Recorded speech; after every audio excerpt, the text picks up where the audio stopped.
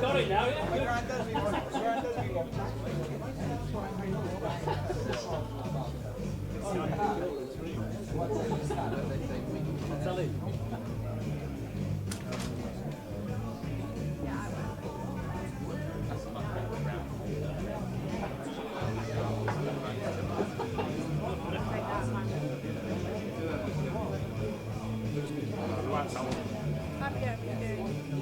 We got his headphones, I said, push him right all the way in. I still got it, I can't hear anything. And I said, no, you can't hear your films and scream. He said, oh, she just shouts at me. Right over his head. Now he's got it. I think he's going to leave him in all the time. Oh, well, nothing. I've had this since day one. Yeah. Whoa, whoa.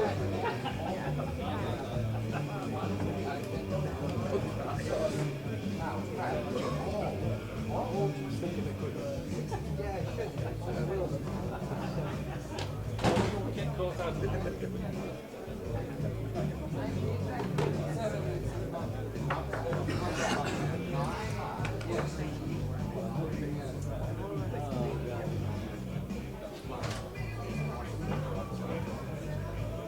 Second one up.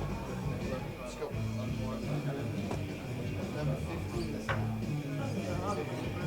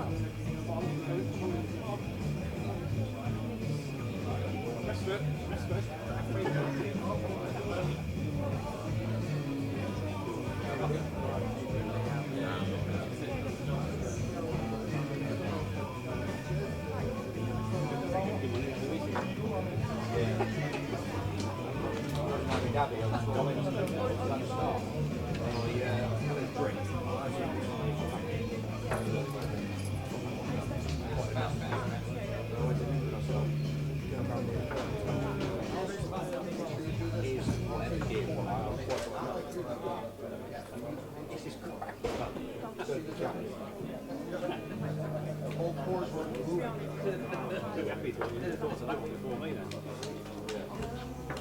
That's mine.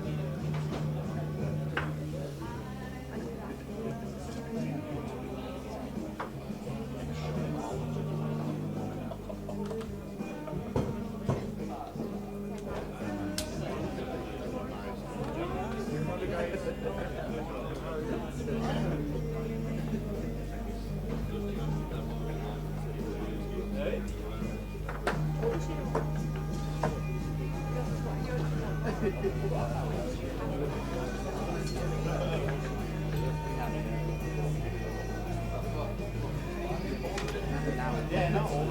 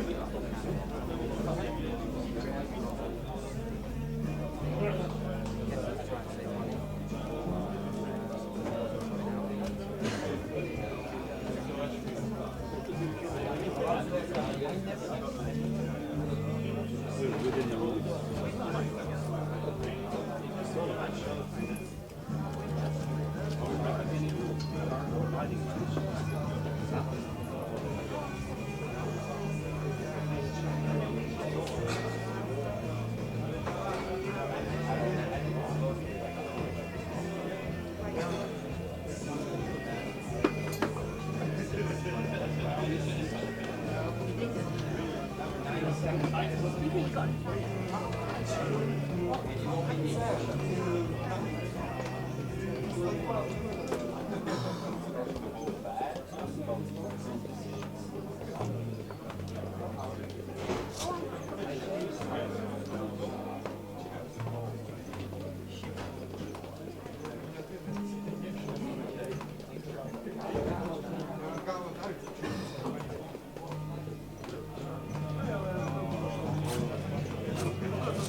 You raring to go?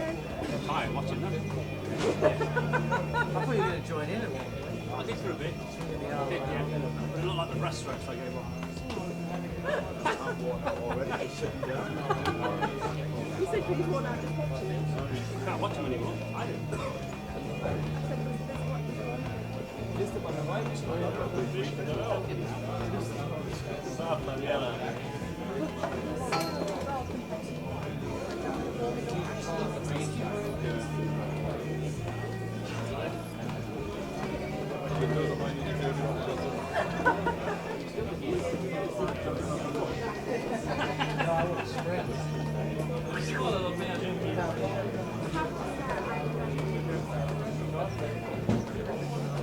I said, "Was this what you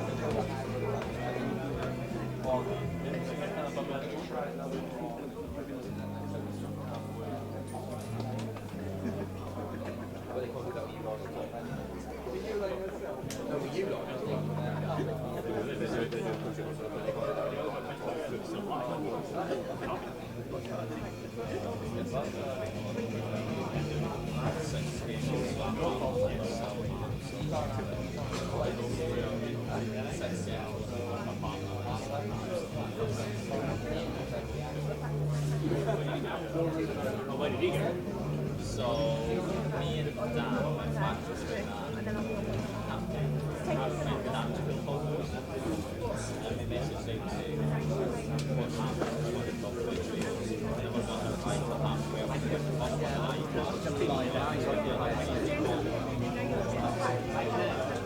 I tried.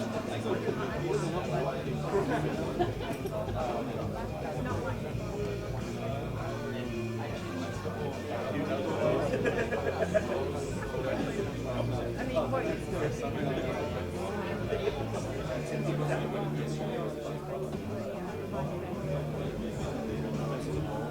I'm saying just get that slide and find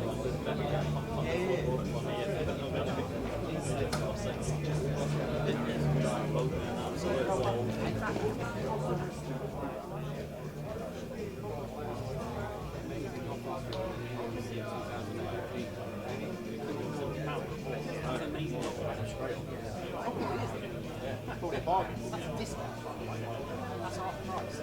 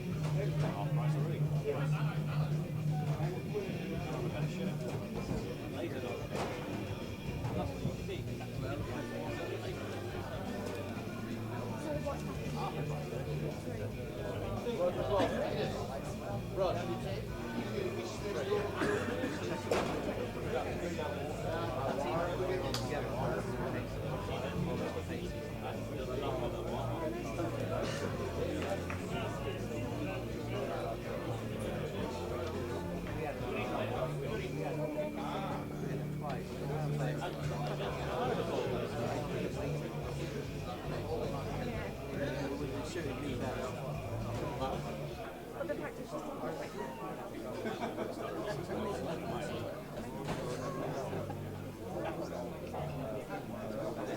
just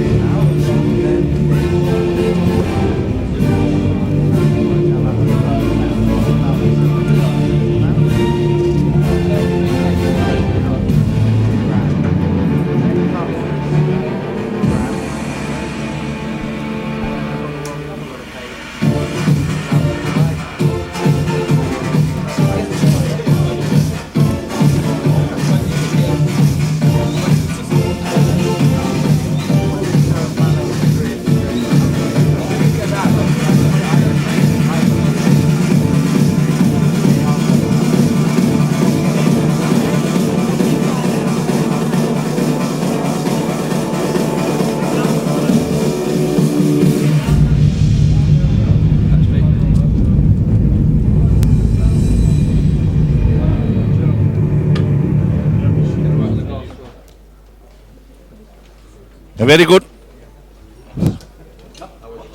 a very good morning, gentlemen, and welcome to this third squad in the double event in the European Men Championships 2015. Like yesterday, we will use the whistle to determine when you can leave and afterwards when you can start the next game. We're moving, as the other squad, 4 lanes right, 4 lanes left. This evening at 6 o'clock, hopefully at 6 o'clock, we will begin the semi-finals. 10 minutes practice.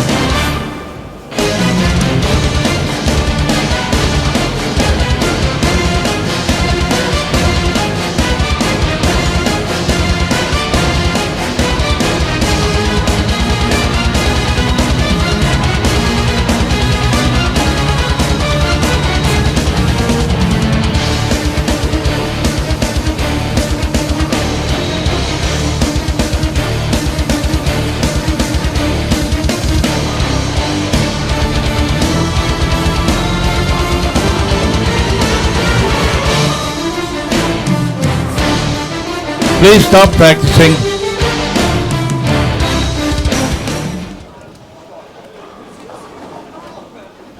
Please stop practicing, gentlemen.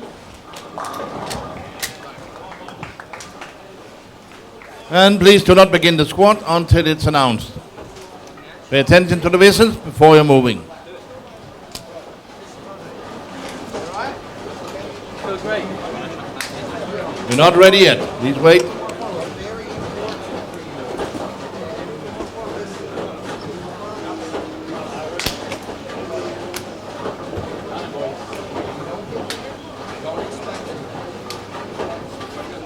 You ready? Good luck.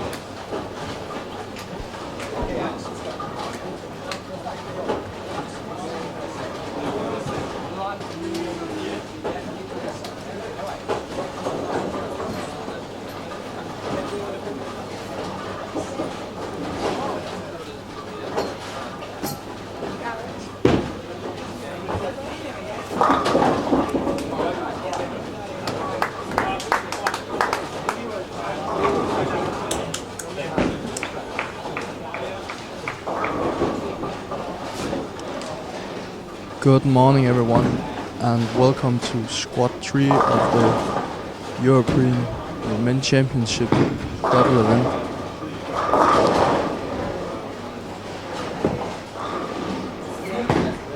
We have 3 channels in use also for today as the other days, and from lane 1 to 8 it's channel 1. From lane 9 to 16 it's channel 2, and from 17 to 24 it's channel 3.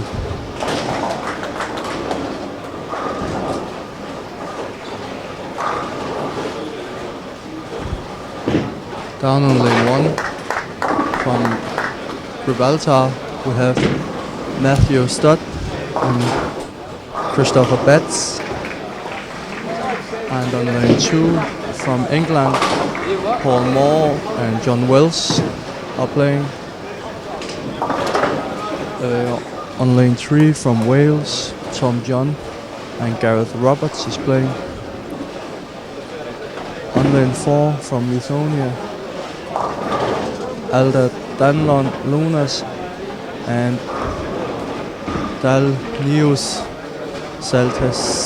Saltusescas is playing. And on lane 5 from France, Valentin Saulniers is playing and Sebastian Henry is playing. On lane 6, Ukraine has Valentin Kucherenko and Levigon Petrovsky. On lane 7 from Slovakia, Michael Jakobel and Lucas Andrassi is playing. And on lane 8 there is a combined set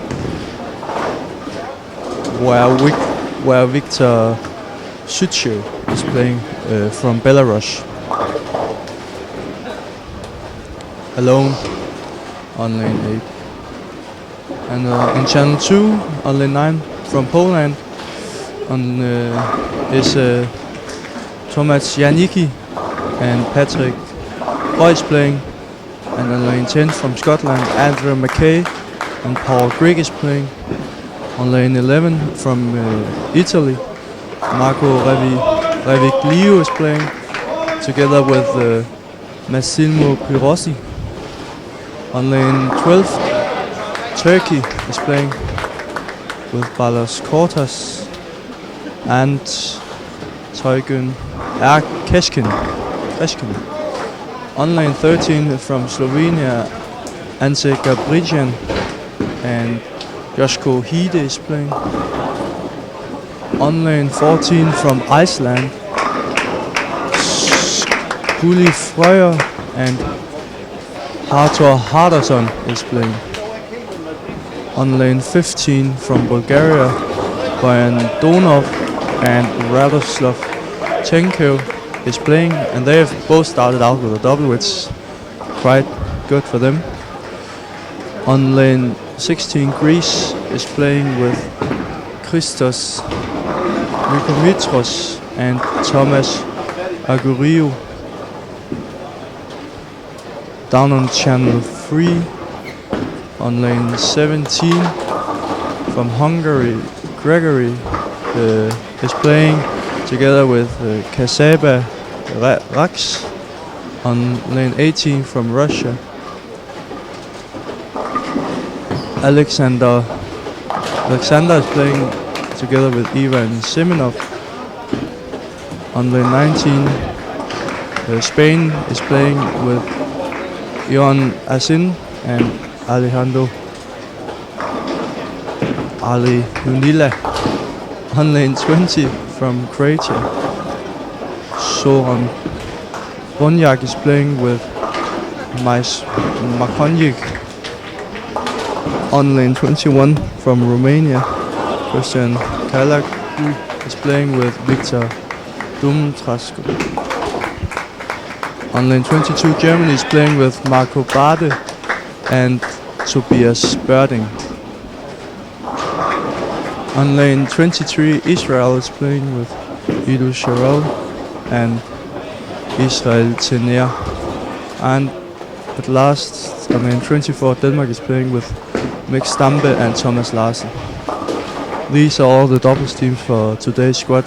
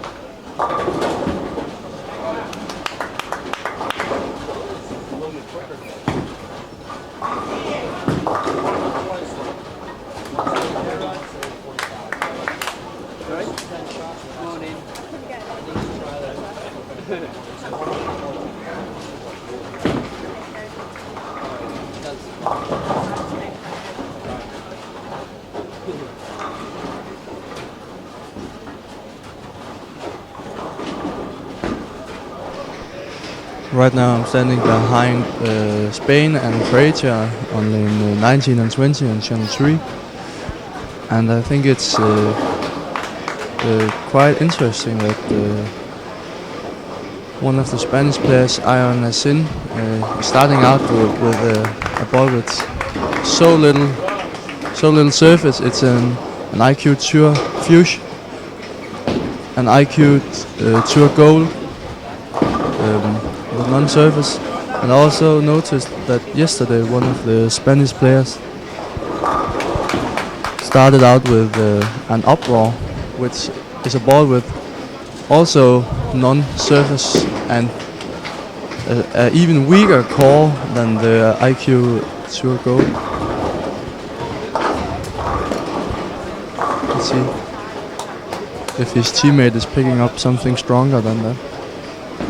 When you look around all the other players whom are starting with, at least with ball with some surface and like crux or something like that. And, let's see what his teammate Alejandro is throwing. Yeah. That was stronger.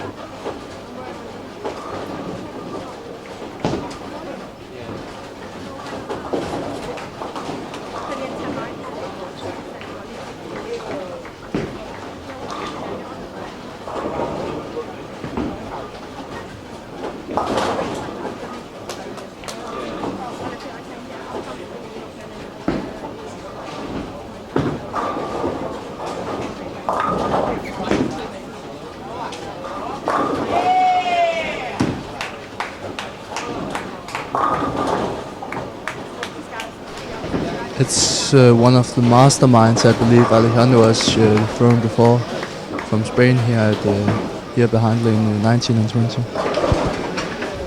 It's definitely is a much stronger ball compared to the IQ Tour Go.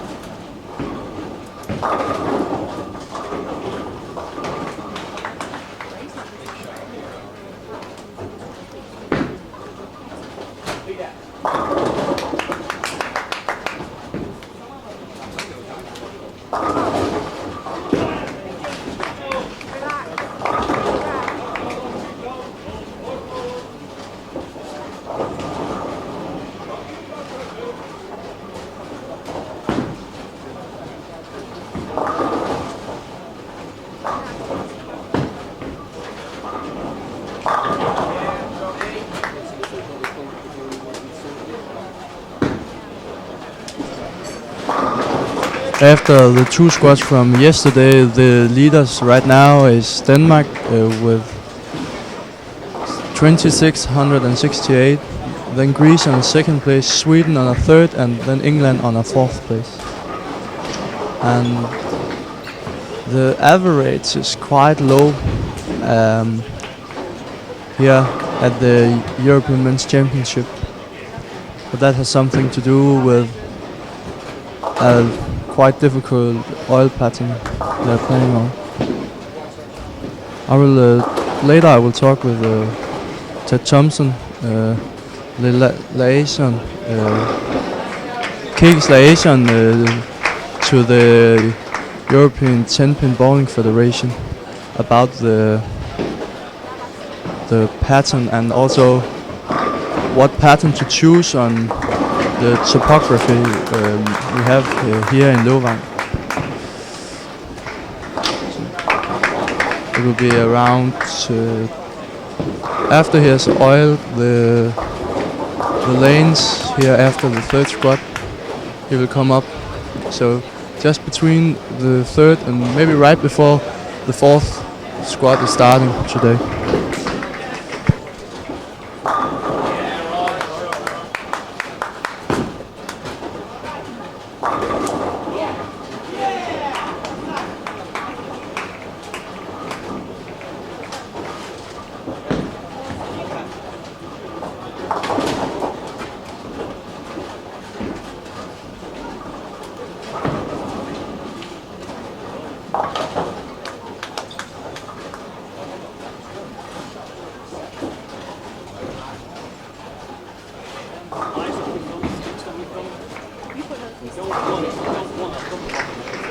Down on lane 1 and 2, channel 1, Paul Moore is playing.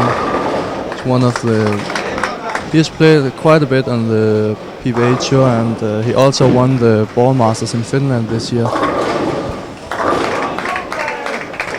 So he is a noticeable player, but he has had his troubles here in Aalborg before, here in Løvang before.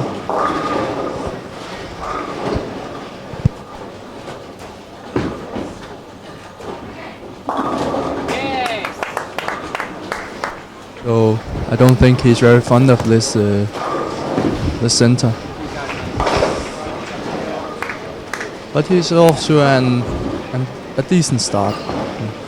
Spare strike, spare 8 miss strike, 67 in the fourth frame. Maybe not decent, but it could.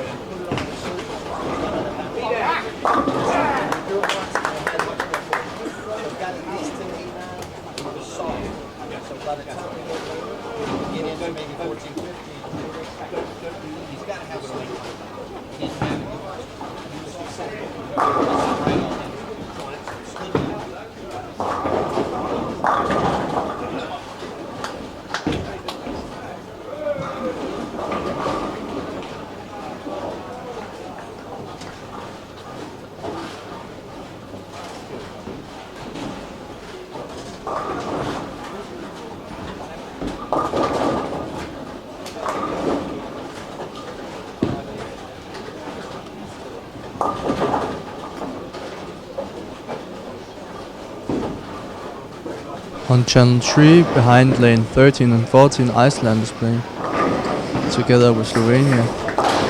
Iceland, who had two, I believe they were quite young yesterday. They had that chance in squad 2 to try to compete with the big ones, but they kind of fell a little bit off in the last 2 games. They were in the lead after the first 3 games in squad 2 yesterday, and they looked like they had a lot of fun, but they couldn't keep the pace, unfortunately for them. So let's see if their teammates today can do a even greater job, because I think that the Icelanders from yesterday's squad 2 were quite satisfied with the job they did. They didn't seem disappointed, at least.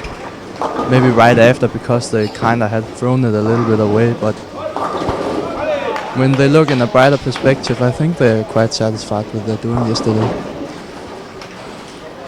Oh. Big split from Skulil Freyr Sigurdsson. He will probably not make the split. And then he will end up in the 6th frame with 124.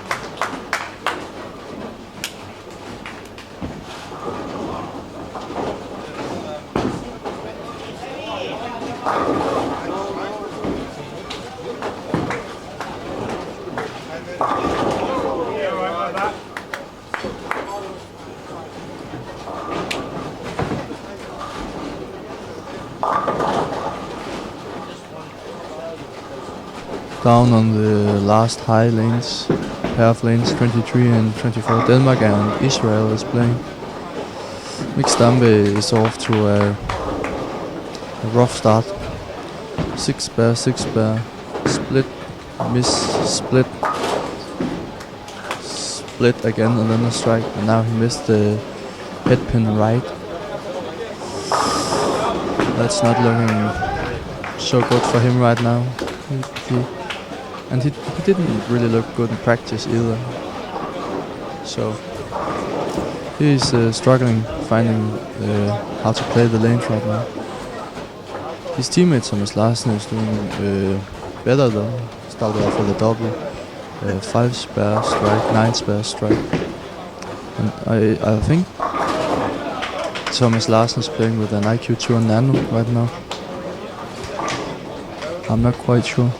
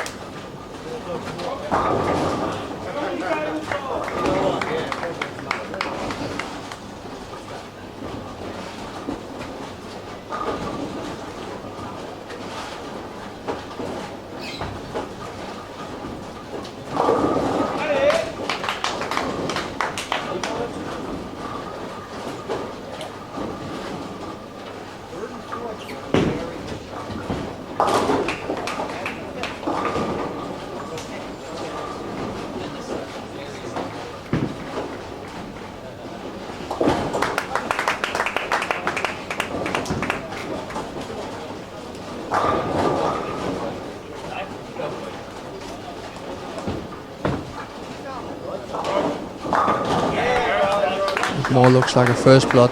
I moved a little bit closer and it looks like a first blood from hammer.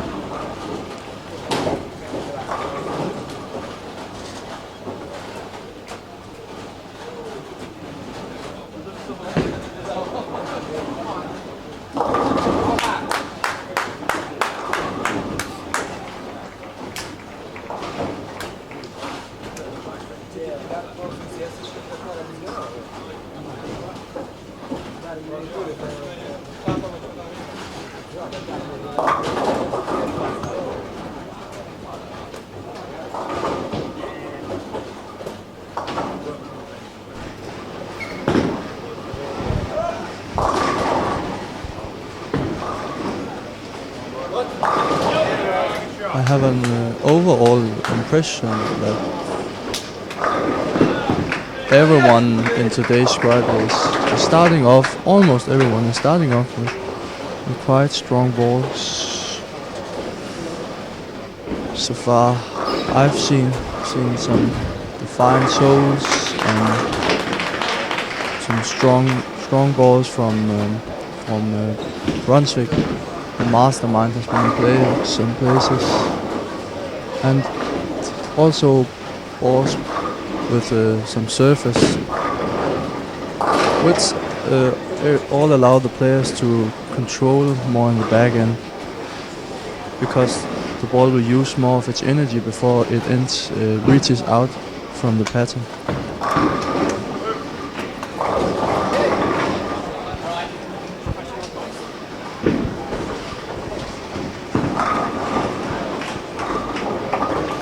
But even though I think many players are using the right balls, the scoring pace isn't that high right now.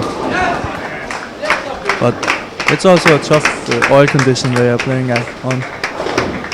And the topography here in Løvang, you don't get a lot of help on the edges, and if you throw it to the right you won't get so much help.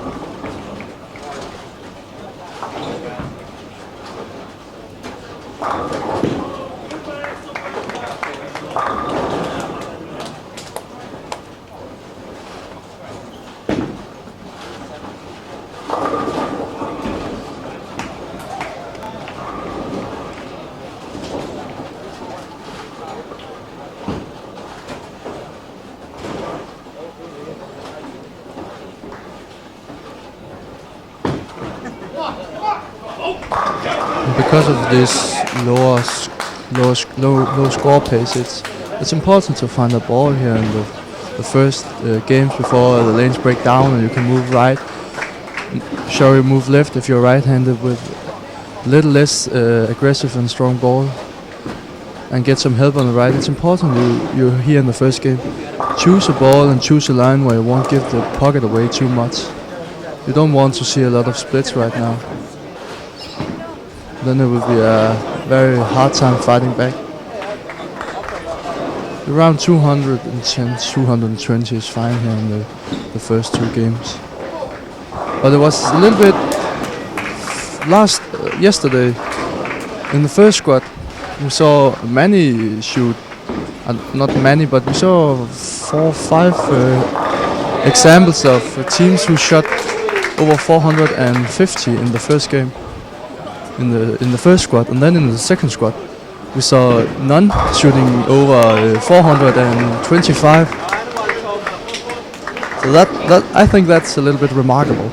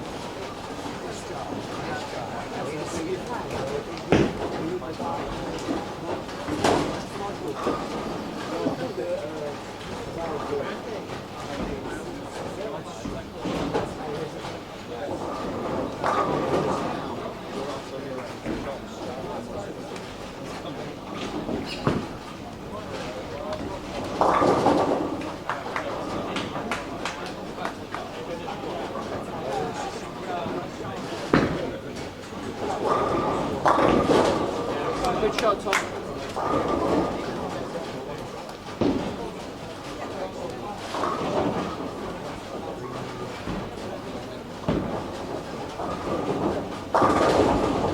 On channel 3 here on lane 19 and 20, the player who used the IQ gold before has switched over to the green and gold and black mastermind from Brunswick.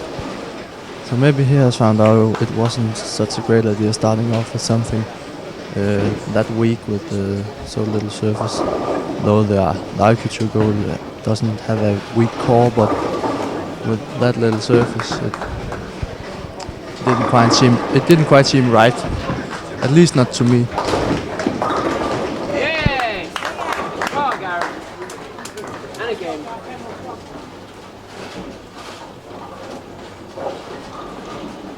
Yeah, attacks from Steve. Alright. Saying what we open the balls.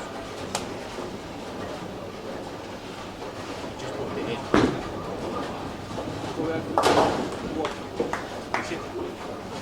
I didn't chip mine, so I'll push it.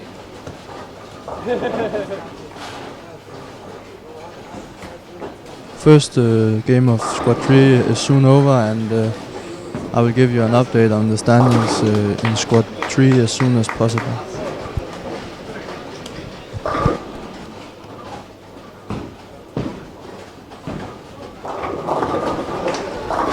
On channel 3, behind lane 23 and 24, Thomas Larsen almost did strike out for a 223 game, while his teammate Nick Stampe only shot 132. So that's almost a 100-pin difference between those two players.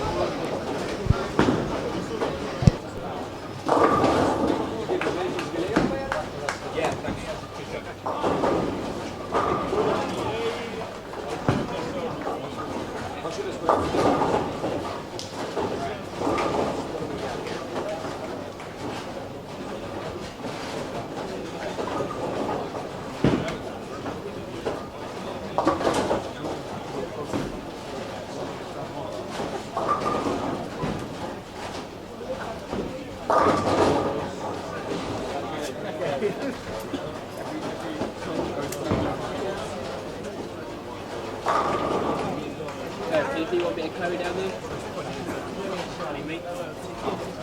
I can't do that. Oh, you make an offer, then refuse. Yeah. If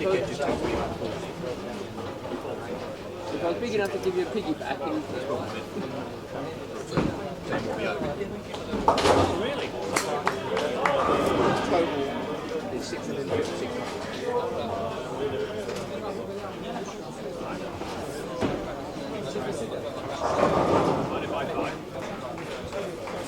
Me and you, it looks like we're getting 102 plus 4. Because the 653 is including their special delivery. So we should Plus £20 additional. Just as yesterday, the players has to wait for a whistle being blown before they can move to the next pair of lanes. And right now, Denmark choose to walk back here behind the lanes and walk on the carpet down on lane 3 and 4, where they will be playing the next game before the whistle has blown. And I see some of the other countries discussing a little bit about that.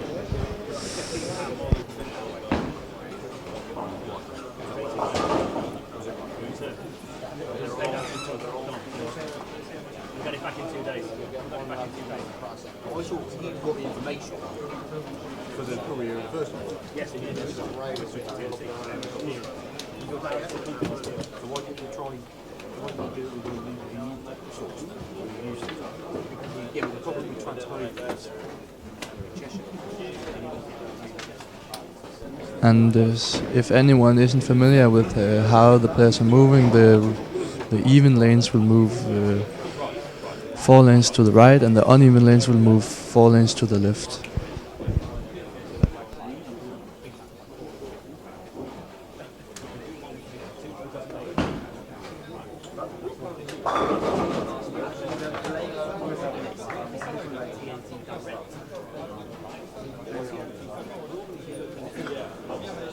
after each game, of course.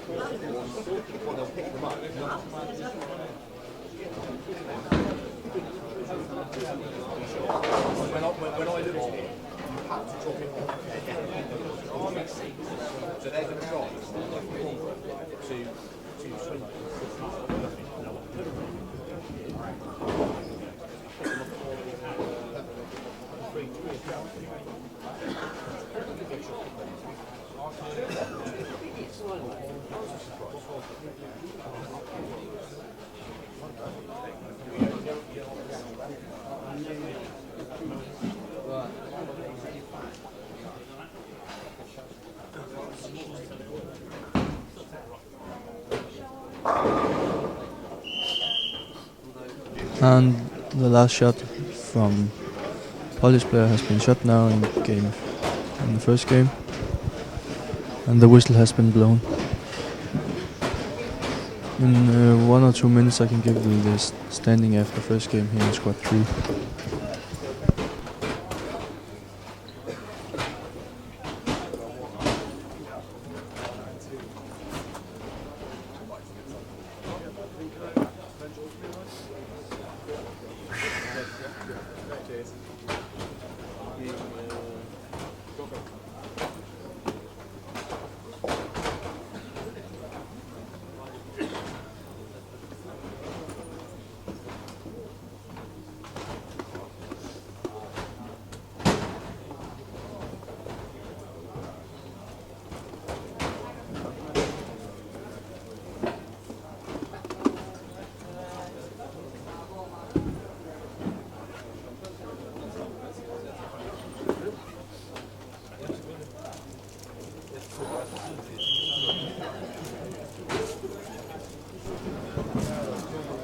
And after the first game here in squad 3, England is in lead with 452. Romania is on the second place with 451. Turkey takes the third place with 426. Croatia take the fourth place with 418. Iceland takes the fifth place with 417. France takes the sixth place with 407. Hungary takes the seventh place with 407. Israel takes the 8th place with 404, Lithuania takes the 9th place with 385, and Italy takes the 10th place with 382. So after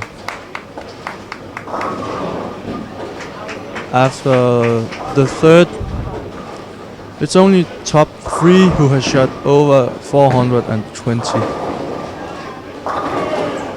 So not so many high games here in the first game of squad 3 today. They might come, they might not. It all depends on how the lanes are gonna break down and how the players are gonna attack them. But the players here at the EMC are playing on pretty high level, so I would be wondering very much if there wouldn't come any higher games sooner or later.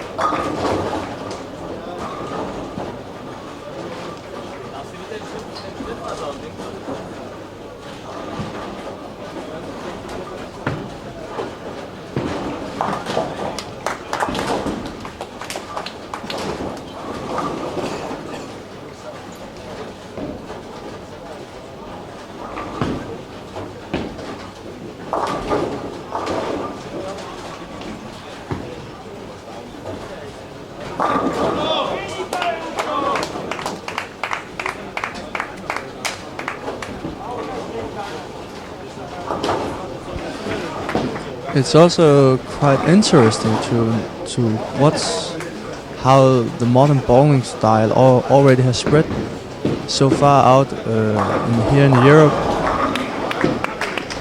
Mainly it started over in the USA, but I think many players from around many different countries are really playing this modern style with the ball under the head in the approach and with the rotating shoulders and so on, and just really looks great compared to the older traditional style, where I wanted to keep the shoulder straight and don't drop your shoulder. Now it's drop your goddamn shoulder. Or drop your damn shoulder. I can't remember who said that, but someone said that. I know that.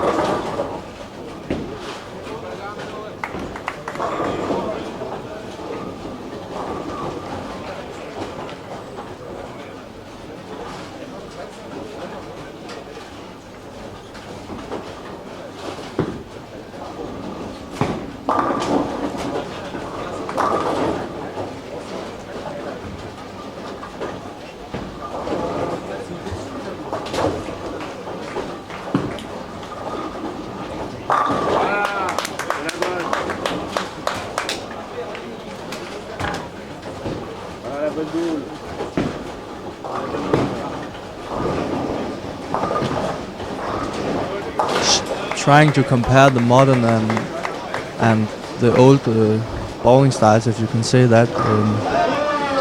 You don't hear any coaches who prefer the modern bowling style complaining about players not having a follow through, which leads their hands up to their right or the righty if they're right-handed, and of course the opposite if they're left-handed. A perfect example of a player who doesn't have any follow through at all almost is Stuart Williams. And he really has a quite unique style, but he's also the most extreme example I can find. But you also a player like Thomas Larsen, you don't see him in his release swing his arm all the way up to his ear. He's kind of just keeping his arm straight forward under his head. He's playing now on lane 3 and 4 on the channel 1. And then you might be able to see what I mean.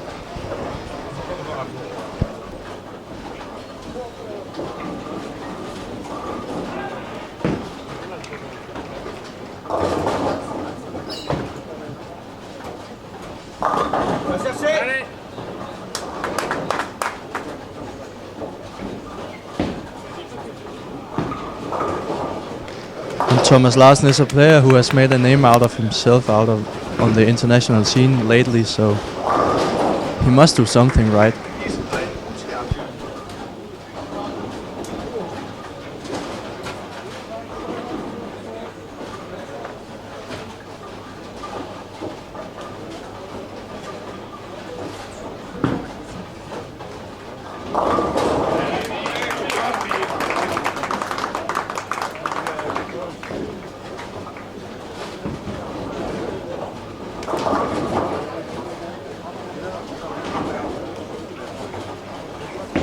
Here back on channel 2 on lane 15 and 16. A player from Turkey just picked up the 2 for 8-10. Nice conversion.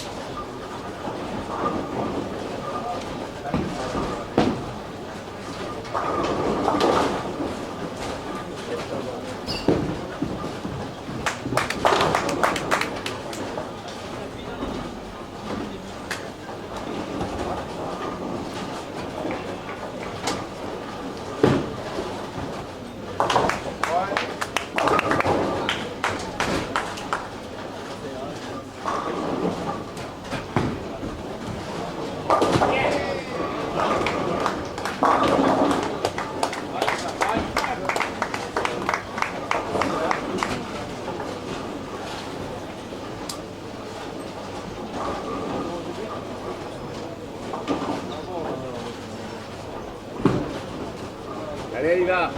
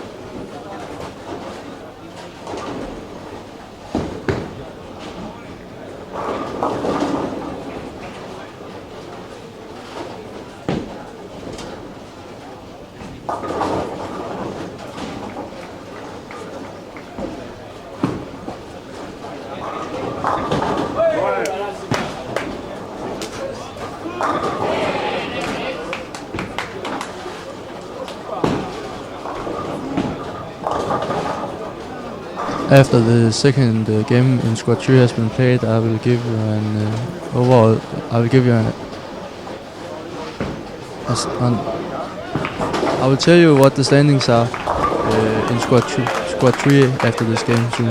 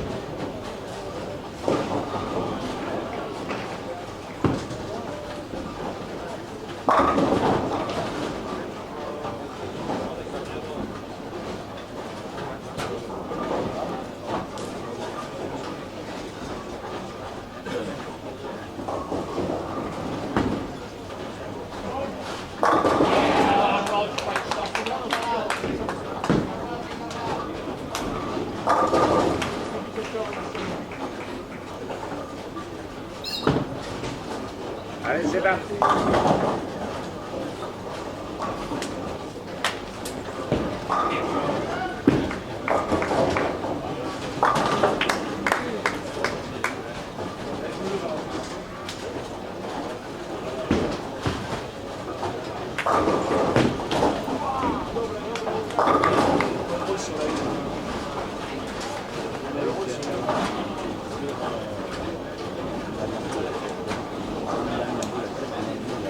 The crowd down here in Løvang has gotten very big in the last 10 minutes, so nice to see so many people down here. And it looks like the scoring pace is getting a little bit higher. I have been absent the last 15 minutes, so I'm not quite sure what it is. But I can give you the standings after the second game soon.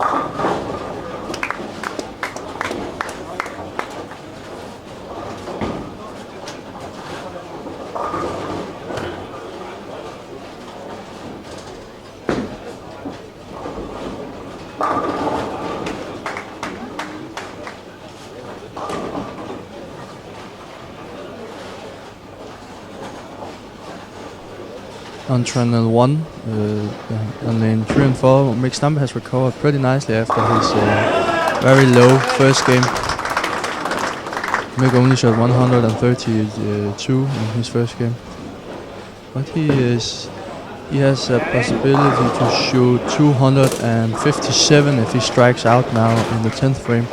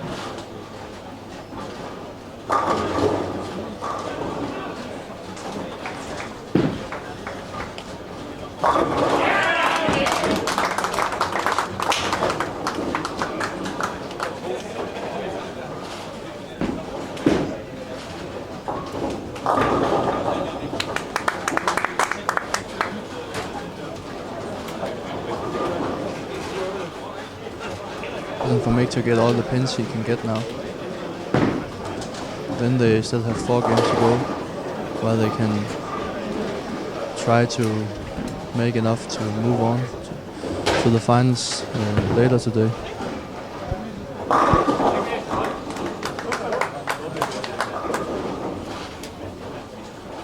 They're probably gonna have around pair the Danish double after this game because of a very high game number right now.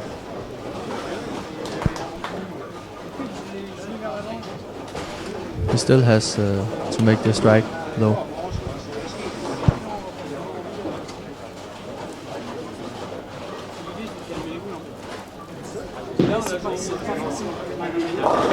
Oh. Light on the head pin. Leaves the 5-8.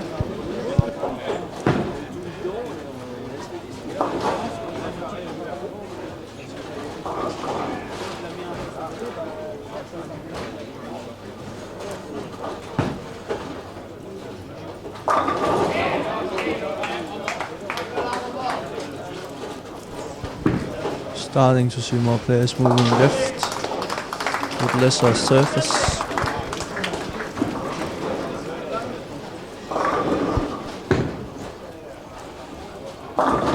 John Wells, he just did that on lane 5 and 6.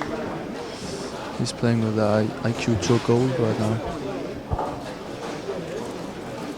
He's up again now on lane 6.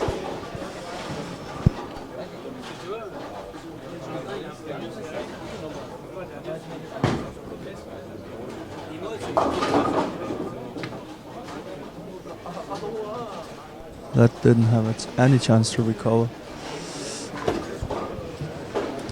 Thomas Larsen is now up on lane 4.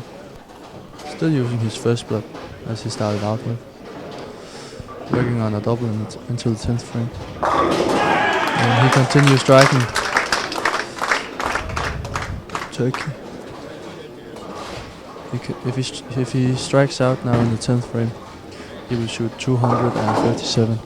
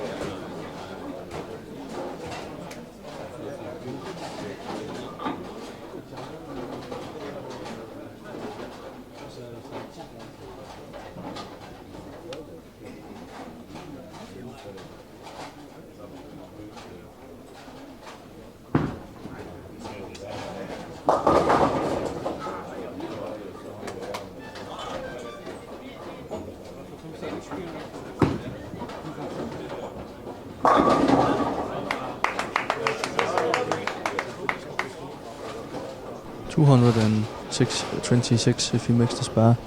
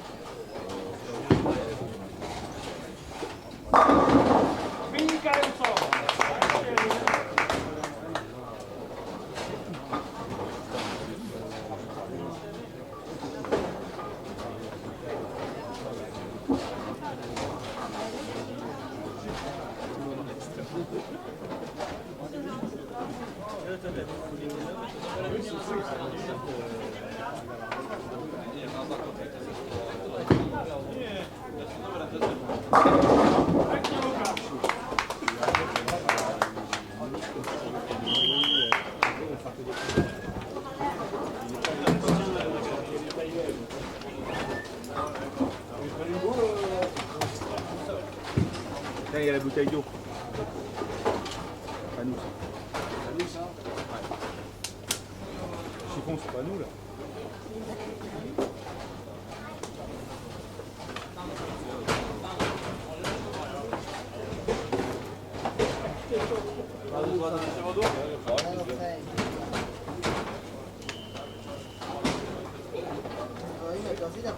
Ah, boh.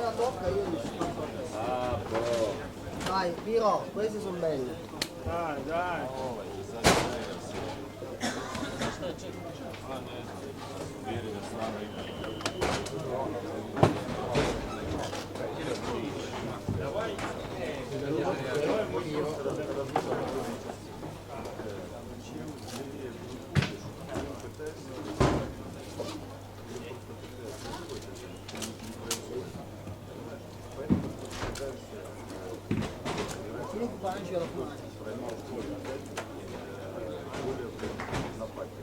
Я могу кидать, но он не держит там.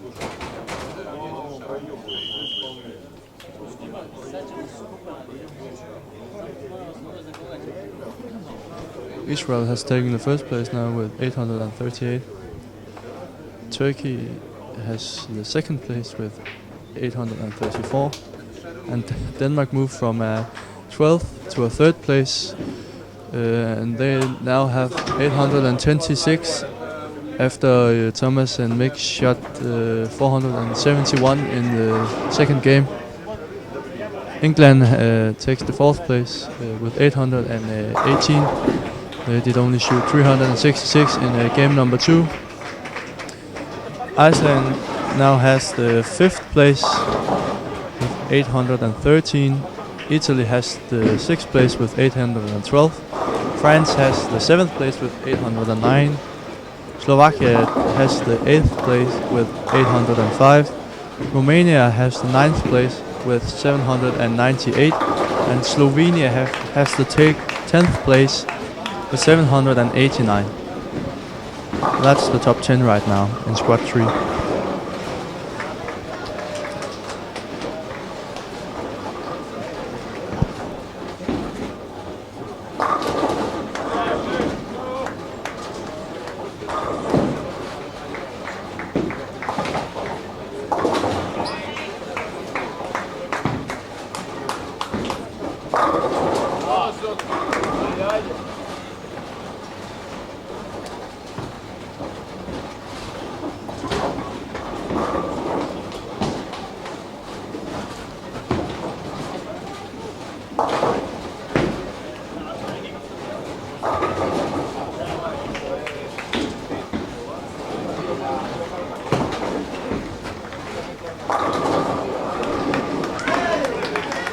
Speaking of, I spoke of modern bowling styles earlier, and the second player from Israel's team,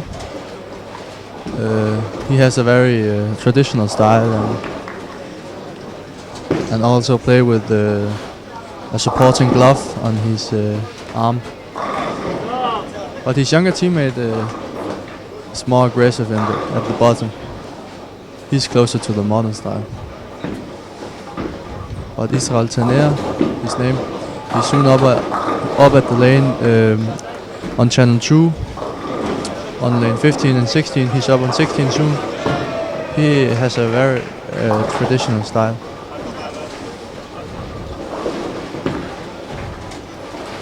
But it's also more common to see younger and youth players playing the modern bowling game.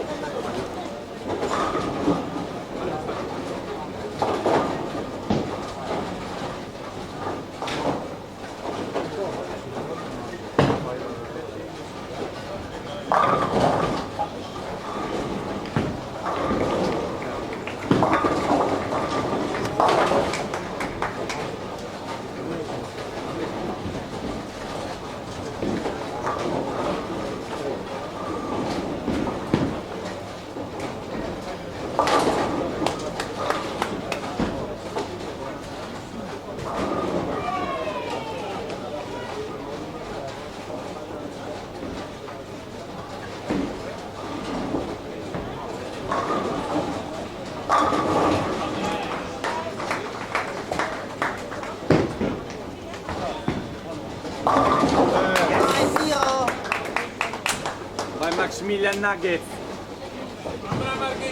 Vai, la margherita. Andiamo.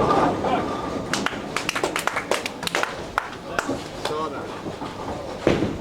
A Napoli con fuoco.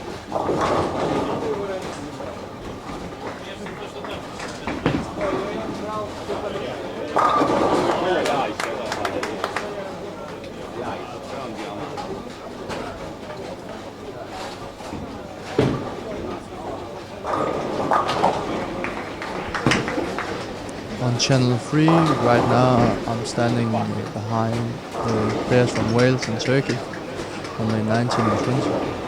Turkey has entered the second place after 2 games in squad 3, and they are also doing quite well right now.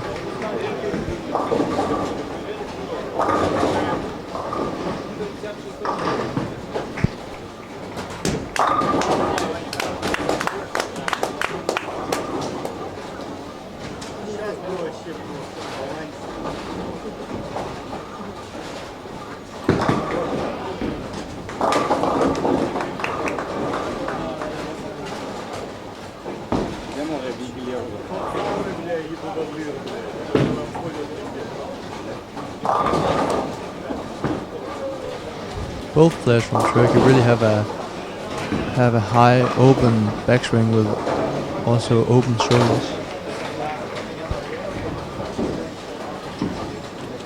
It looks pretty fine.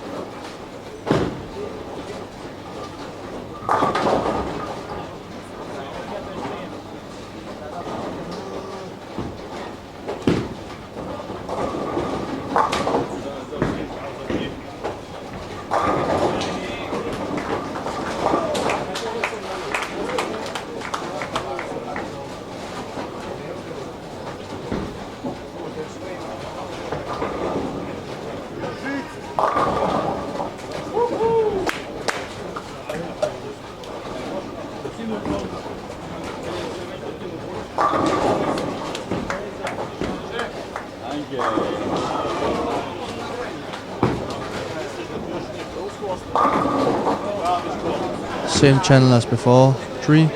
I'm now standing behind lane 21 and 22 where France and Iceland is playing. The French player Valentin Solner is playing with Crux from Storm, and it really looked like he missed far right and he shot here in the 4th frame on lane 22. But it kind of recovered and actually hit the 10 pin and only left him a single 2 pin to spare right now. It looks like he has some room to play on. He's probably gonna score a high game right now.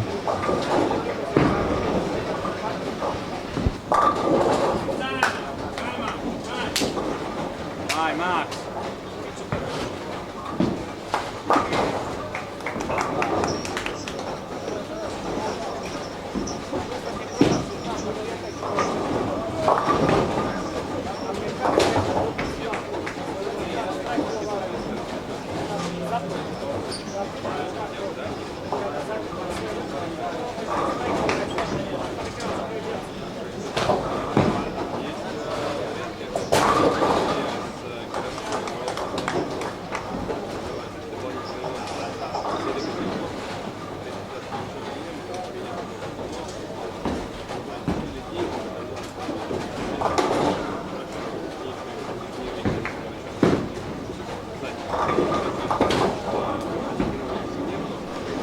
Valentin's teammate Sebastian, you must really have some patience, because he has 2 ringing 10 pins in a row on 2 different lanes now. And in my opinion, it was great shots, just with a little too much angle, That's why the 6 pin flew around the 10 pin.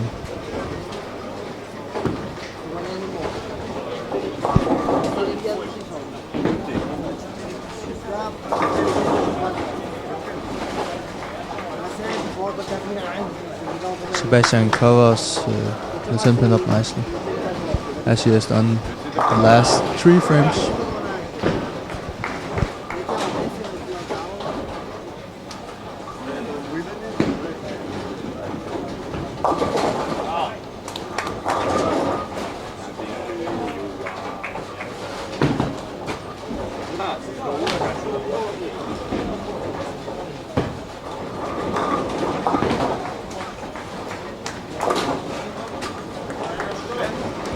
Down on channel 1 on lane 7 and 8, Denmark and Bulgaria is playing.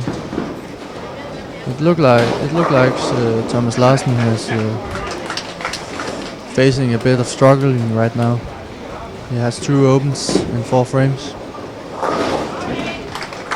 Mick though, he's playing quite good right now after a very bad first game. Very bad first game. Mick has 7 spare, a triple and an 8 spare. Thomas is up now on lane 8. And I can't see yet if he have changed ball. I think he has, since he has left such bad pin the last couple of frames. Yeah, he has changed.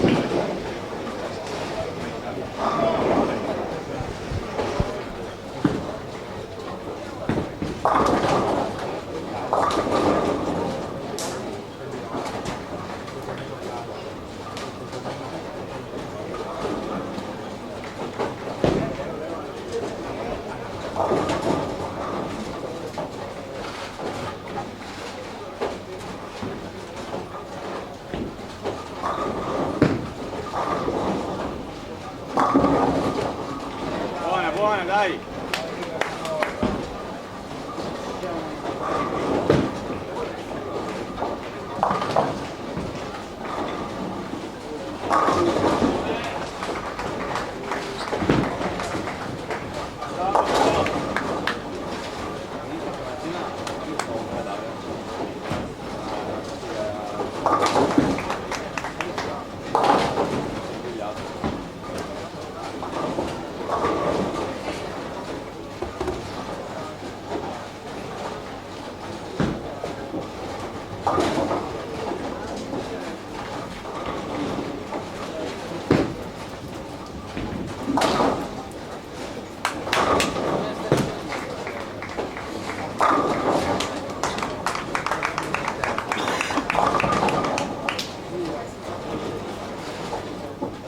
I'm back behind lane 21 and 22 now on channel 3, while Sebastian is stepping up on the approach now on lane 21.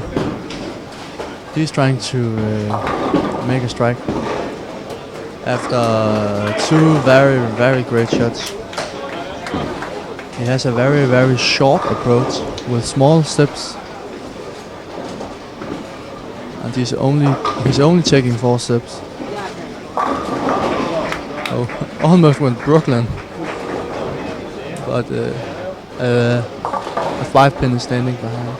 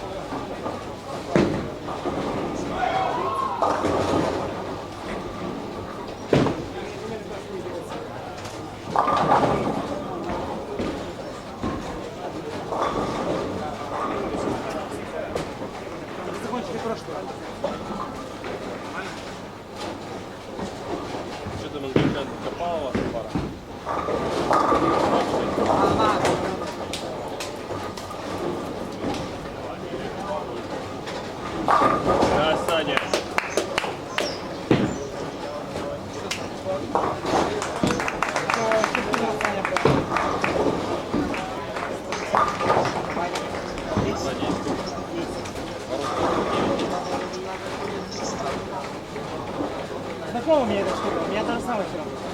Партия 2140, писаешь 2 традиции. Я прям первый день так отыграл. А вчера более-менее. Вчера я закрыл 50 фрейм, до этого я закрыл 2. Вот у меня вчера из 6 игр, это простые игры, 50 я закрыл свой фрейм. А до этого 220 была такая же, 220 стаканов, 220, 250. То есть таких много игр. Не знаю, что творилось. Моя не сорвана.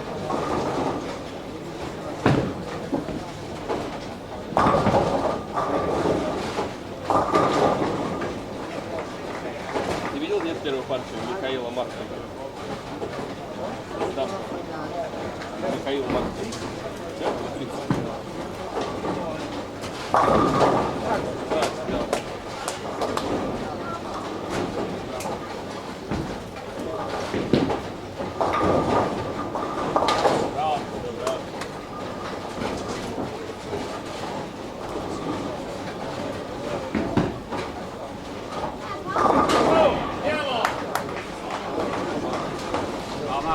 On channel 2, on lane 9 and 10, Paul Moore from England is playing with an Optimus with a lot of surface, it looked like. It's at least it's more surface than it has from the box. And he's really tilting it looks like, in the release.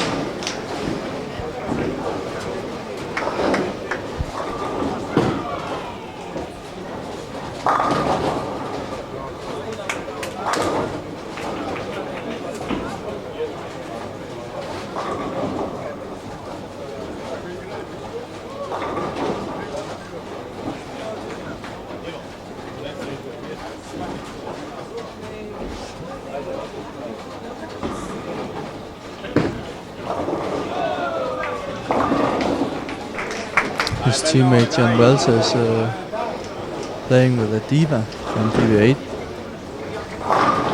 A ball that doesn't do that much in the front part of the lane. But it's still controllable in the back end. It looked like that for John Wells at least.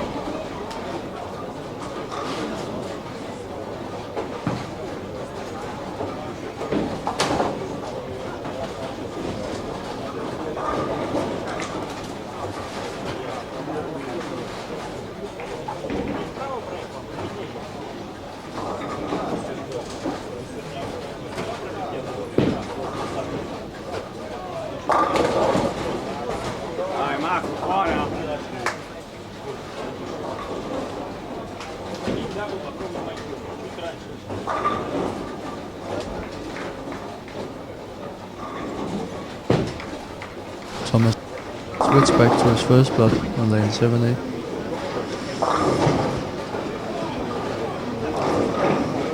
And that didn't really seem very good for him.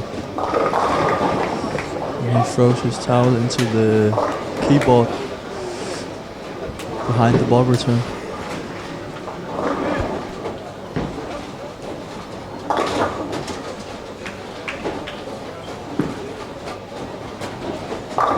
Отличный страйк, Ваня. Еще 5 таких.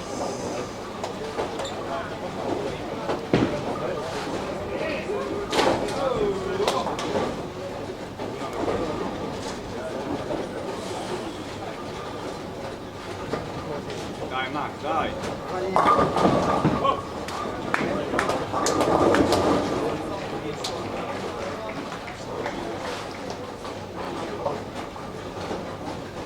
Scores are not that high this game. Haven't really seen anyone stringing many strikes together.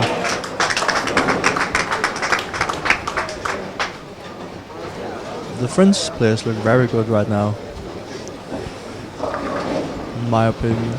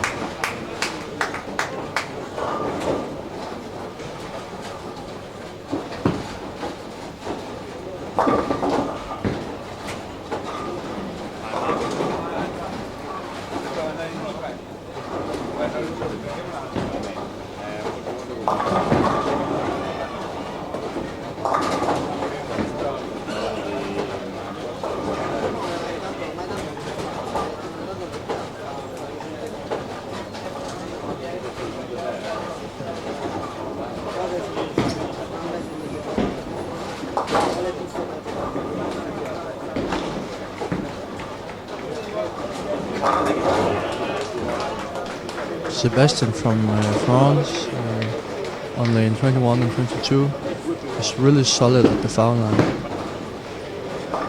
I haven't seen him slip out on his balance yet. Looks really good and helps him repeat shots after shot.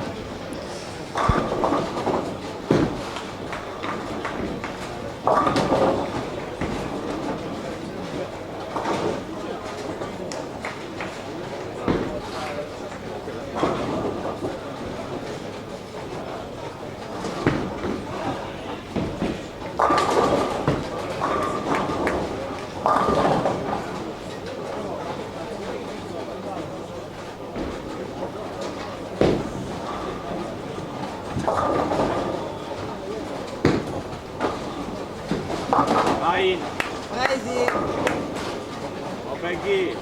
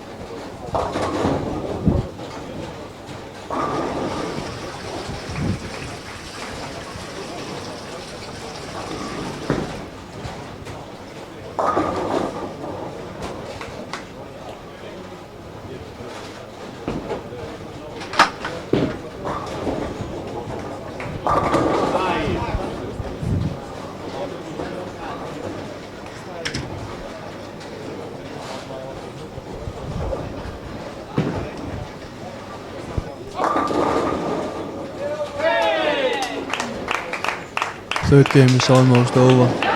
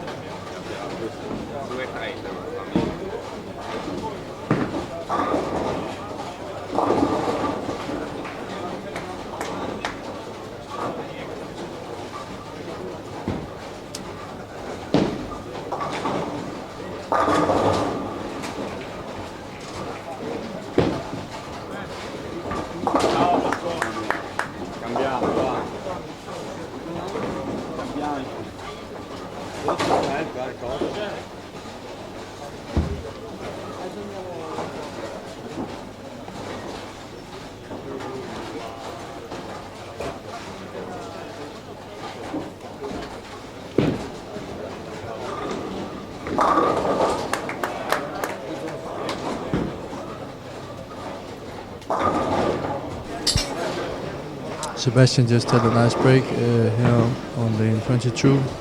And the messenger rolling all the way from the left gutter over into the 10 pin, knocking it over into the right gutter. Very nice. And that's also only fair. He has had some problems taking the 10 pin with him down.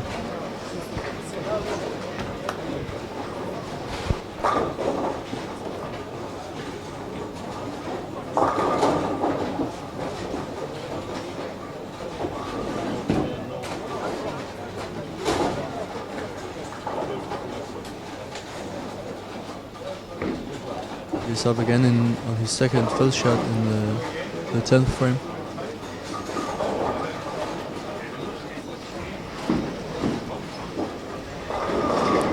He really has a lot of hand. Fortunately, it goes through the nose and leaves him with a 3-6-10. Makeable spare. If it's bad, he will shoot 201.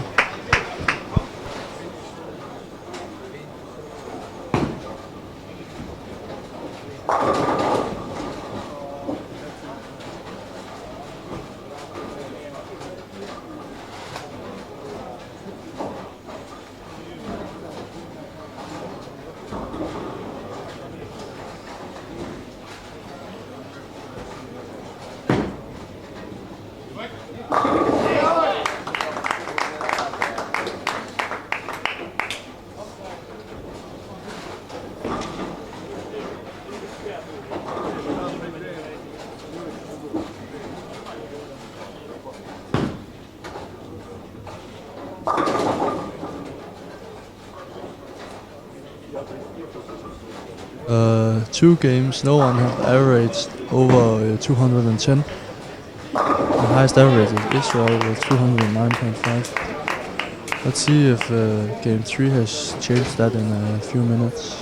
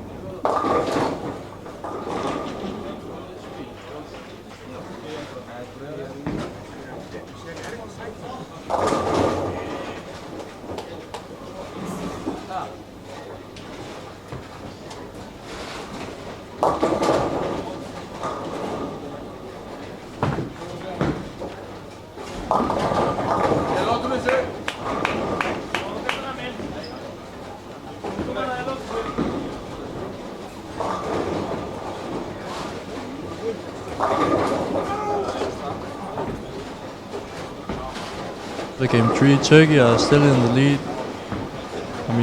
Turkey has taken over the lead from Israel. And Turkey has now 1219, and that's also the highest average in this squad right now with 203.2, and that's not very much. And the second place Germany is, and they moved far up with the way highest score this third game. They shot 457, and they are one pin behind Turkey with 1218. Iceland is one pin behind Germany with 1217, and is on third place. And France is 2 pins behind Iceland with 1215, and they are on fourth place. So it's very, very close in the top of the level. Denmark is on the 5th place with 1208. Israel moved down from 1st to 6th and have now 1206 after 3 games. England is on an 8th place and have 1198.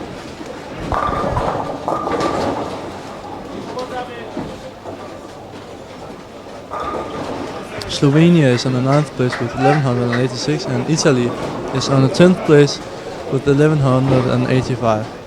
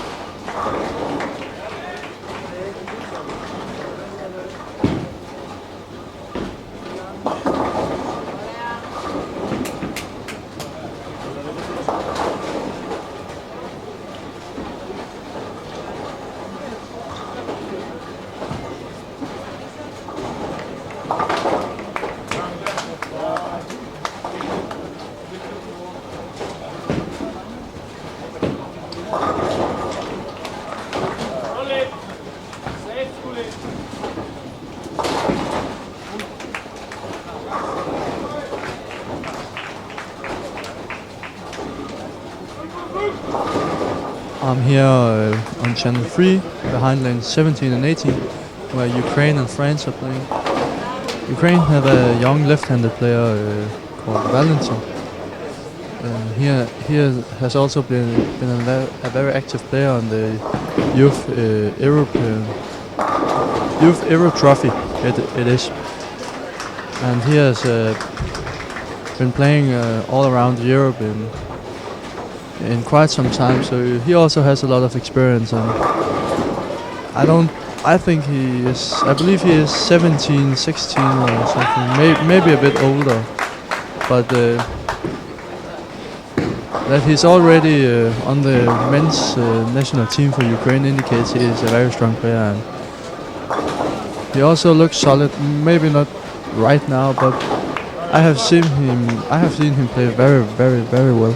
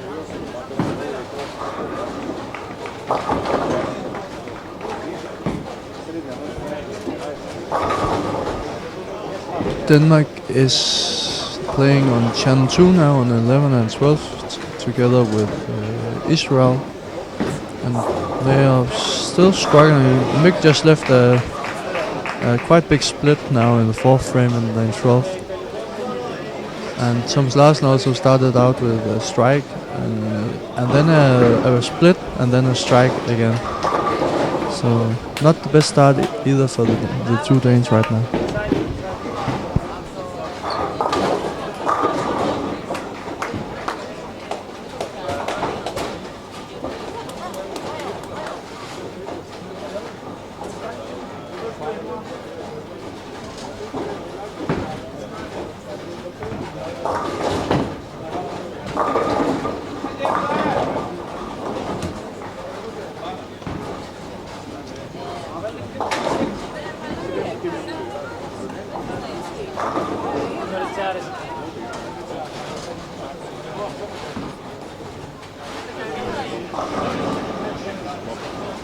Pomor is also struggling, having a better carry now. He's playing on lane 14 right now, also on channel 2. He just left a high 6-pin, and he just looks satisfied with his own doing right now. And he is a man. He is quite famous in the bowling world for his very, very big temperament. He can get very, very angry.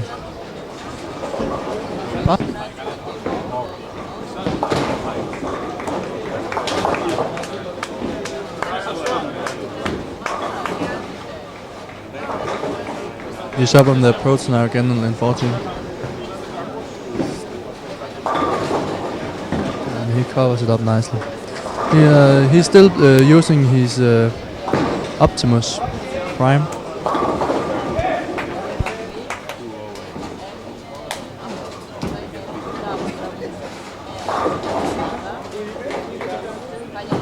Very, very low scores in the squad so far.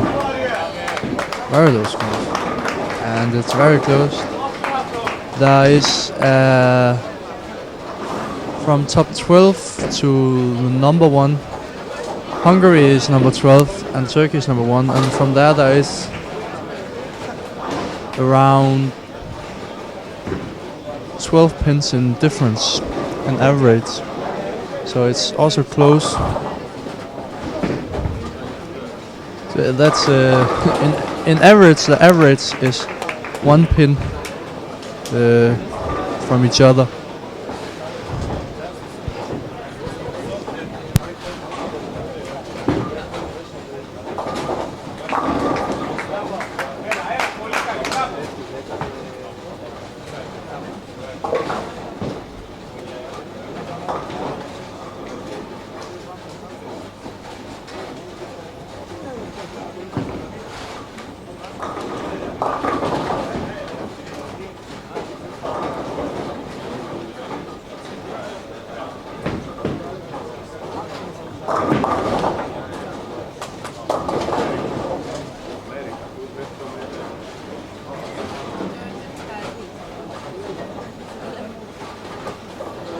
Trying to convert a big split now. He doesn't. I also mentioned it yesterday that it doesn't really bounce much in here in Lovang. The pins don't really want to fly down back to the lanes when they have been hit. So you don't really see any difficult spare conversions here in Lovang. It's very rare to see them, at least.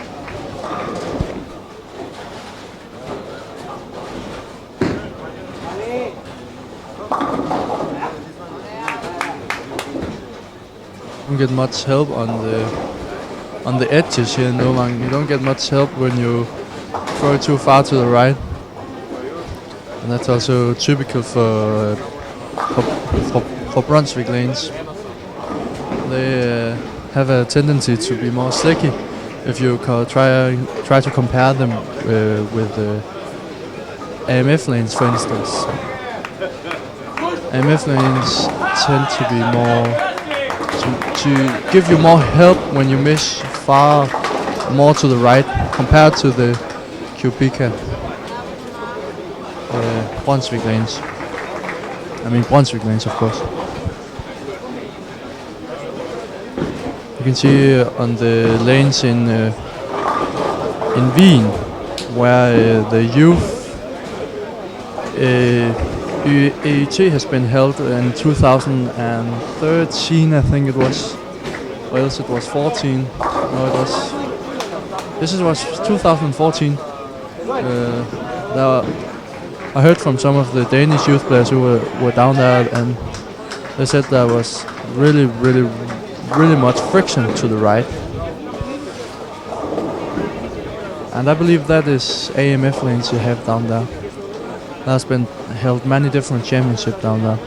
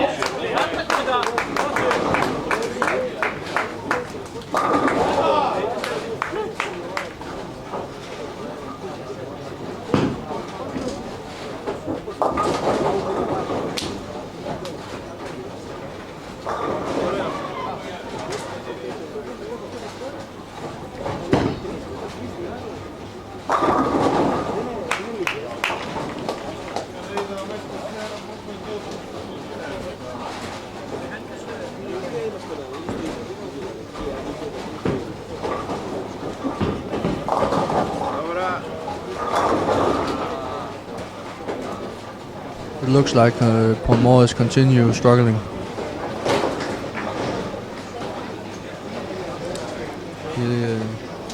left a big 4 in the 5th frame on lane 13 just before. He's stepping up on the approach now on lane 14, trying to recover from a bad 5th frame.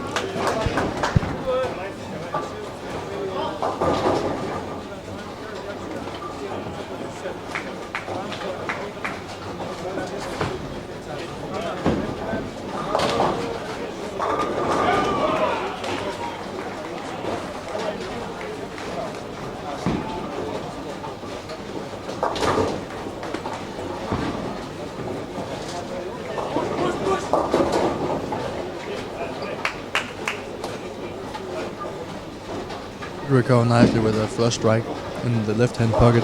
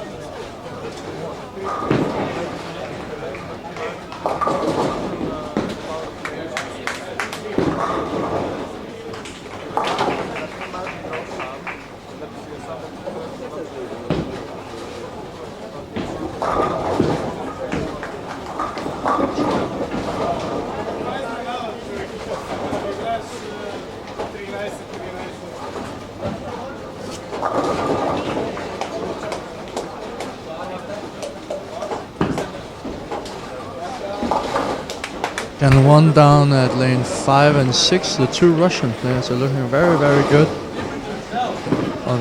Yeah, and that's the same pair of lanes where Germany shoot at a high serial in game 3. So maybe there's a little bit of room to the right or some hole to the left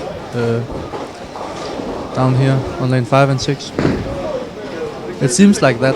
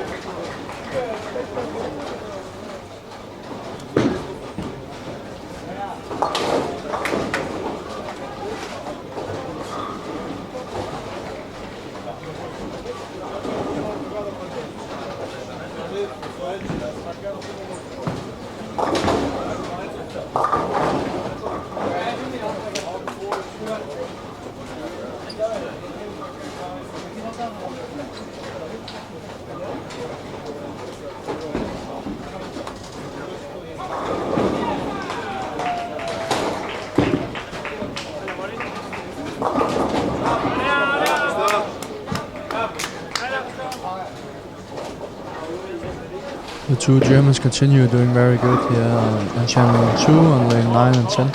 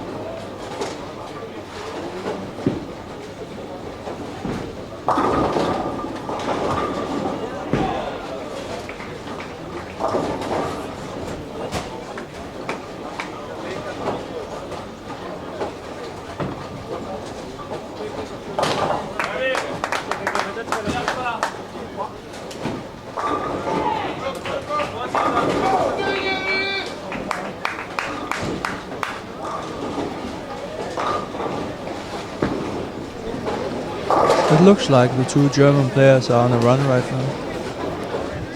If they can continue their great play in the last two games, they might have a chance to advance to the finals tonight.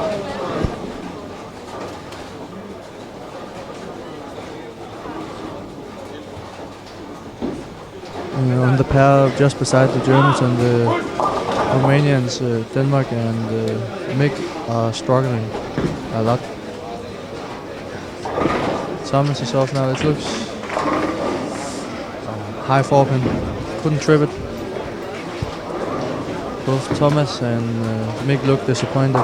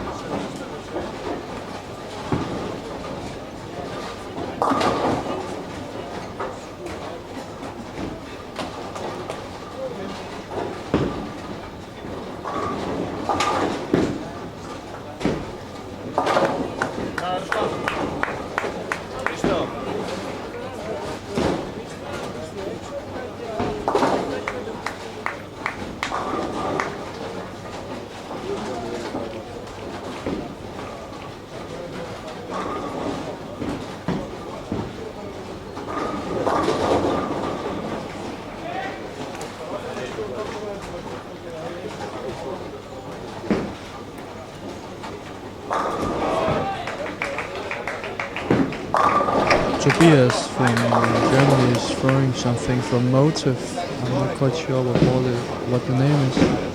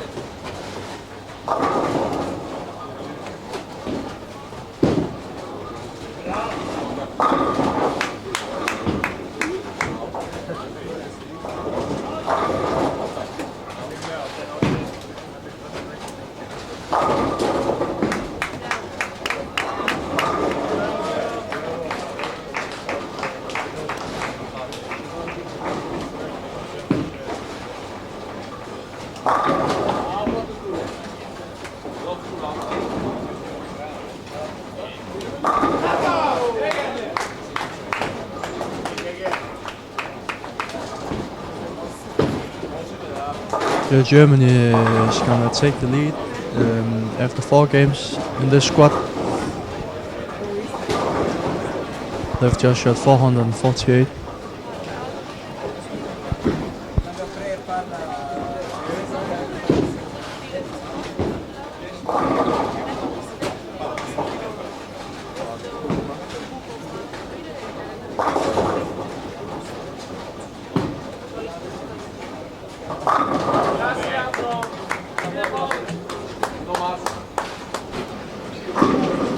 Down on channel 3, on lane 17 and 18, Valentins from France has stepped in front of the ball return and is now using a 2-step approach for delivering his very deep ball.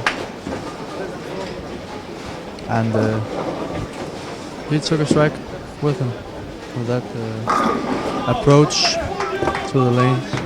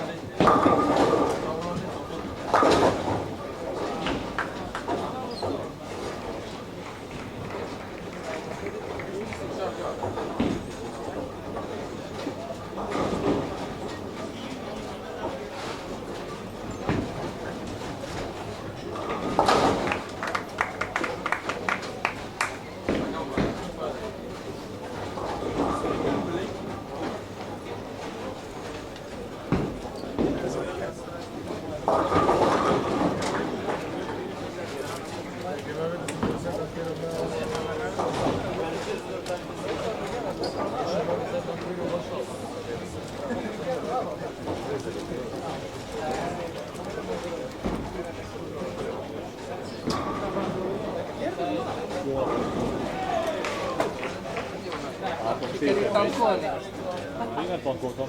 Nem mondod. Na itt vagyunk. Vissza végig csak eljössz már.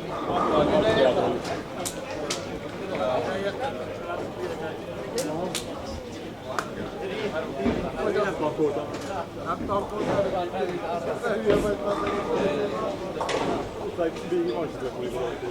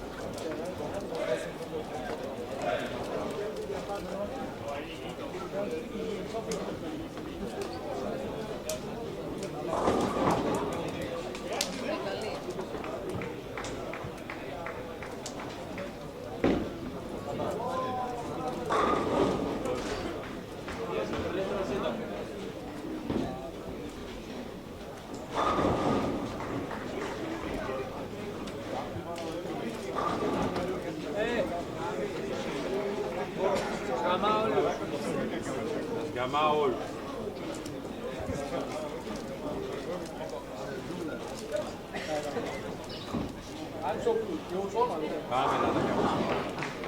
Hadi, vamos. Push pause. Push pause.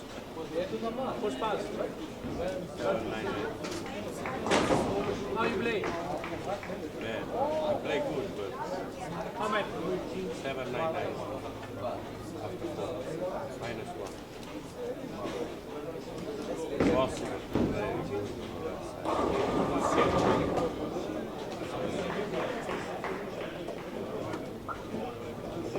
Uomo.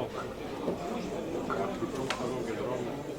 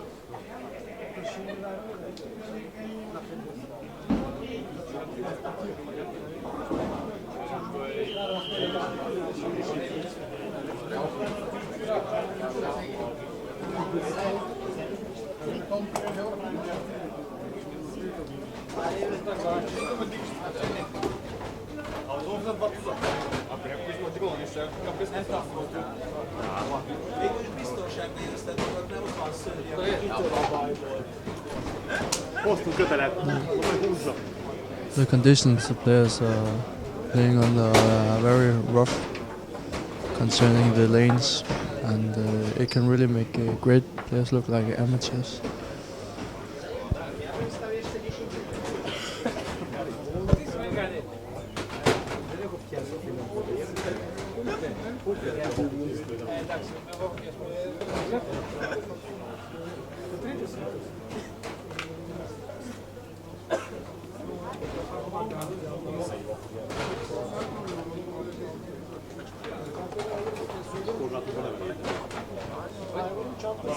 Germany has taken the lead. They have 1676, and on the second place Iceland is with 1614.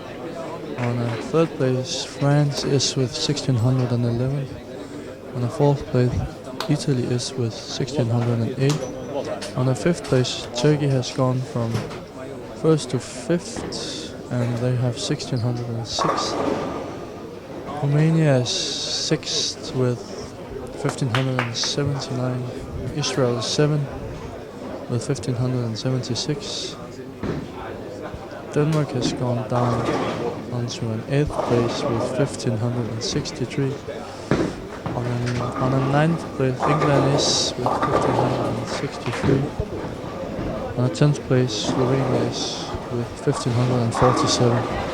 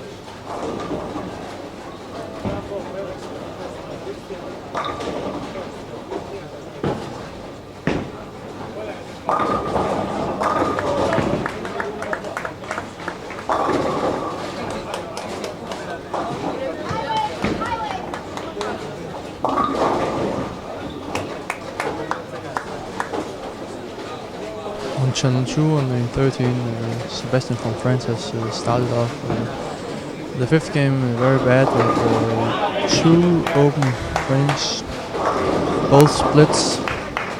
Though his teammate Valentin has started off the fifth game with a double, and he's stepping on the approach now on lane 13.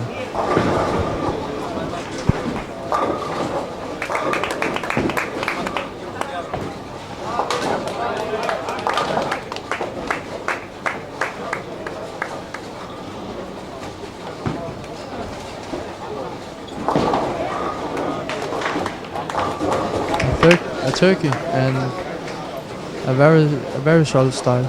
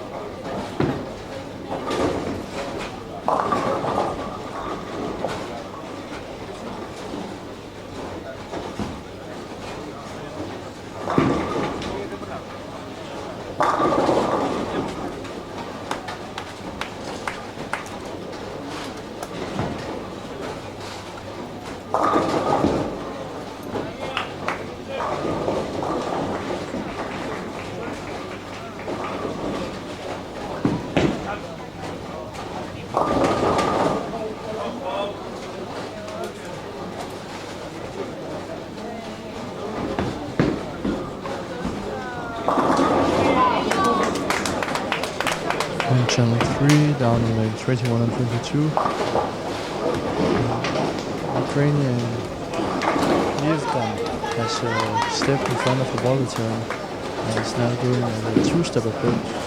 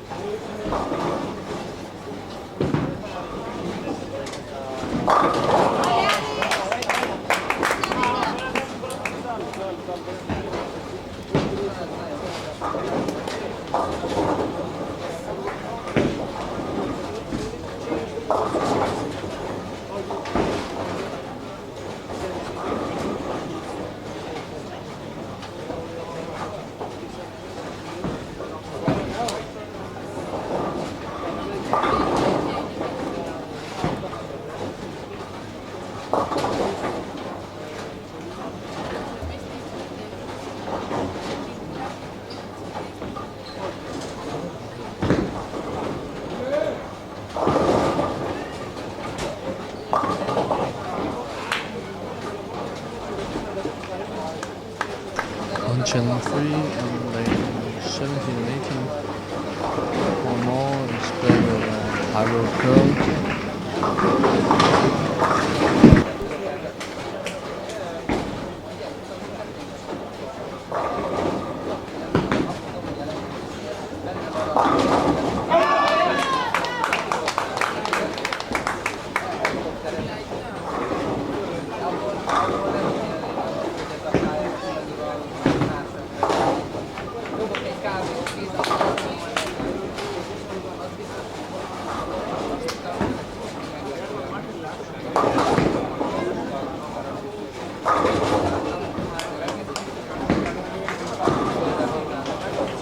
Also on channel 3 on 19 and 20. Ines from Lithuania has a very good look. He's left-handed style. It doesn't look like he uses a thumb, but he keeps the ball in his left hand a little bit like Tom Doherty does. And his teammate Don is also working on the free expanded with a striker of his own right now. He's stepping up on the approach now in 20. Very beautiful play from the two Lithuanian guys.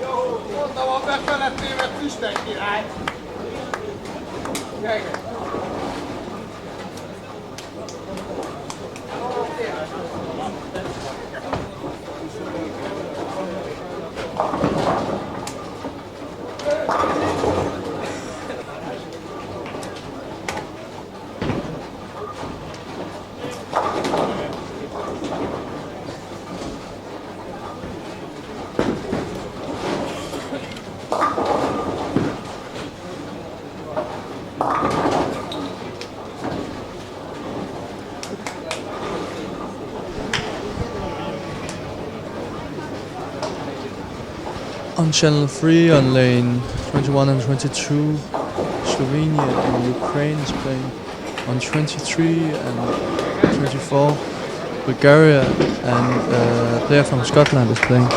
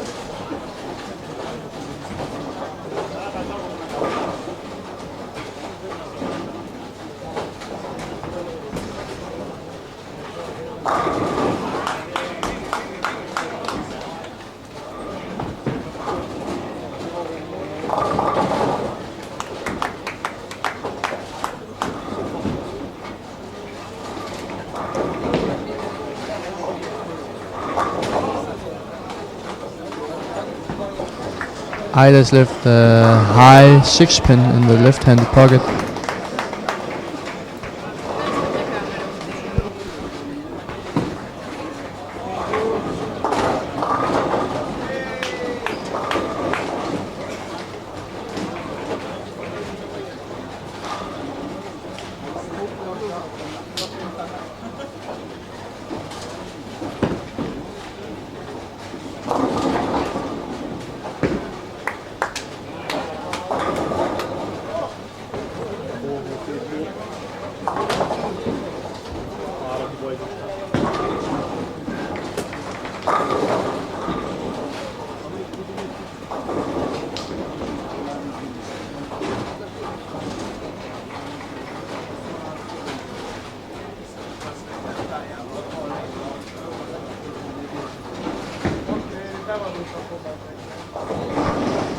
Both Thomas and Mick has struck their first strike in frame number 5 in game number 5, and I think they really want to build on to this, to their strikes. Otherwise it would be impossible for them to advance if it isn't already.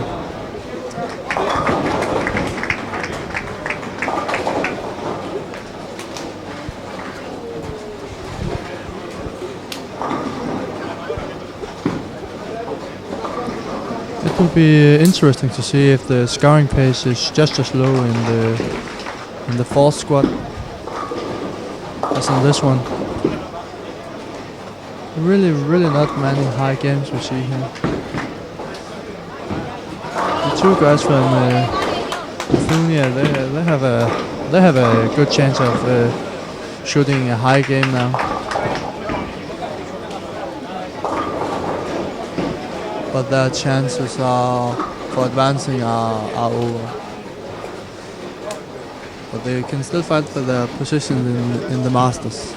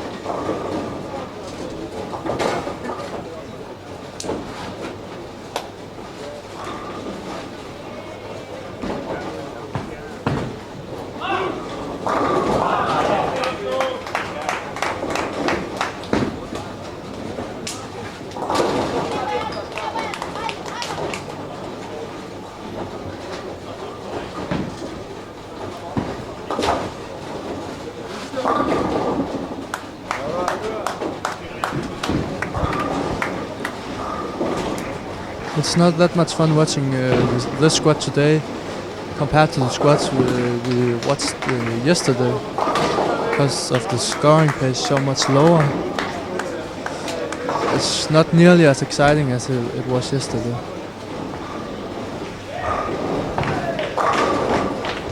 Right now I'm walking down the center to take a look at all the screens, and I really don't see any high scores around besides the two Lithuanian players.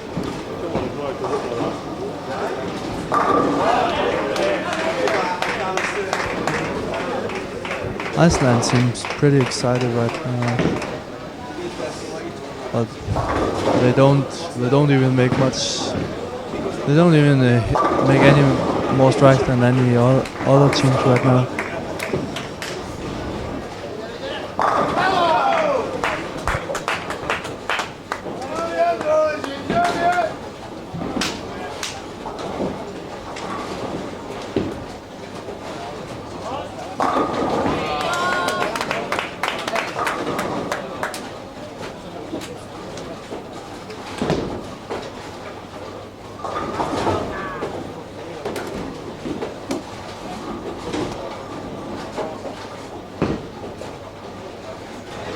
Stampe on lane 16 is really struggling right now. He just set the big 4 in the 7th frame, and he didn't even had any count on the splash shot. He threw it in the right gutter instead. And the French and German players who played quite decent in the last game, especially the German players, have also begun to struggle a little bit, especially Tobias Browning for Germany. He has only 82 in the 6th frame. France and Germany are playing on lane 13 and 14 on channel 2. Thomas Larsen had a great strike, recovering from an open frame in the 6th frame.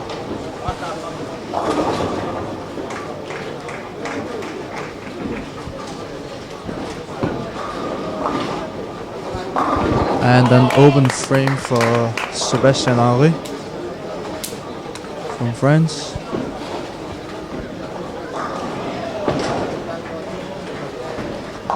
The Russian players has also begun to struggle. They're not scoring so high.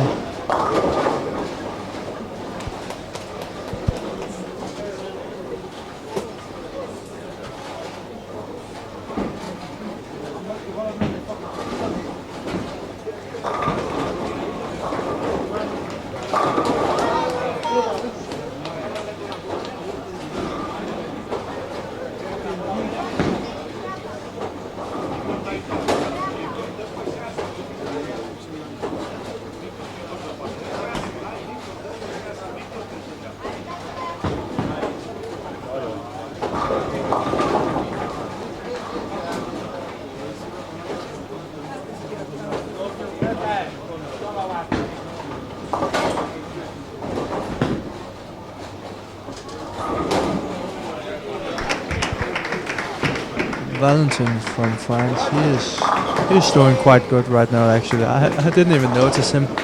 He's on his way to shoot 279 if he continues striking like that.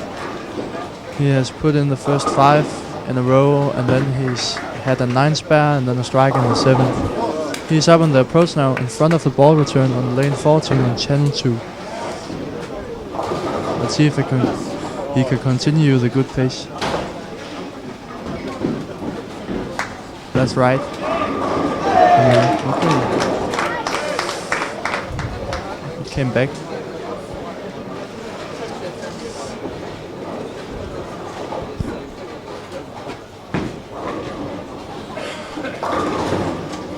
He actually seems to be able to hold on to the same speed and same amount of revs as when he has his normal approach. That's quite great for a young player like him. He looks quite young. He looks like a player who has been playing on the European Youth Championship before. And now his teammate Sébastien Henry is also in front of the ball return on lane 14.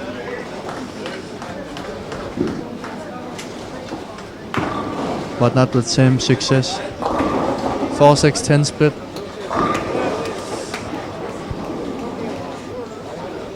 It looked like he threw it a little bit in front of himself.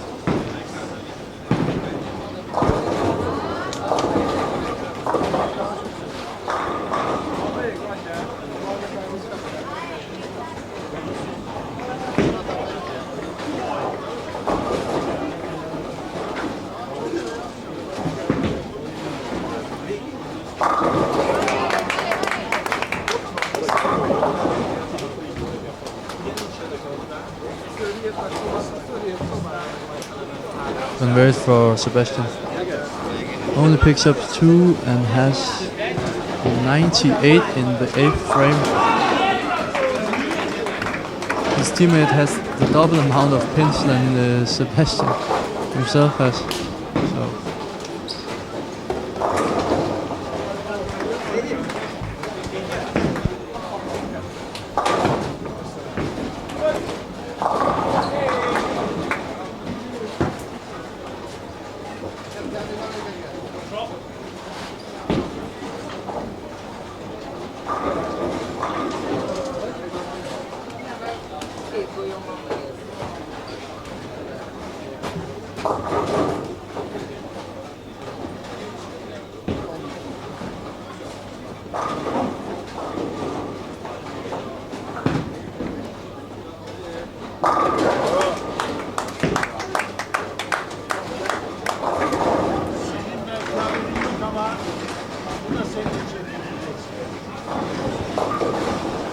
Nick Stampe is pacing a 150-60 game and Tim Larsen 160, 170 game. Not very high scores like the rest of the field in today's squad.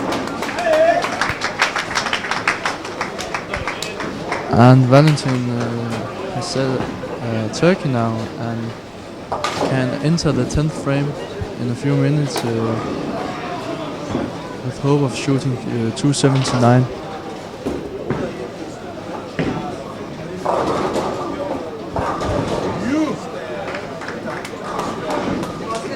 While his teammate, who is preparing to shoot on lane 13 right now, Sebastian, is struggling the hell out of his pants right now.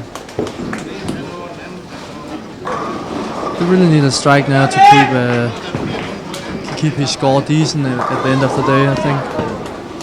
Otherwise, you need a very big game in the last game. It's very deep, and it went very through the nose. Left him with an easier split than before, but also a very difficult one. Tobias Birding made a double now on 14. That's fortunate for him. He had only 102 in the 7th frame. If he strikes out now, he shoot 192.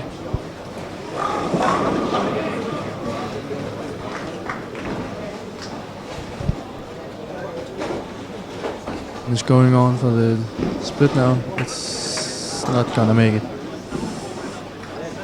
And he has only 106 with no spare, no strike in the 9th frame. His maximal score is 136, while his teammate's Valentin's score is 150. 297, 79.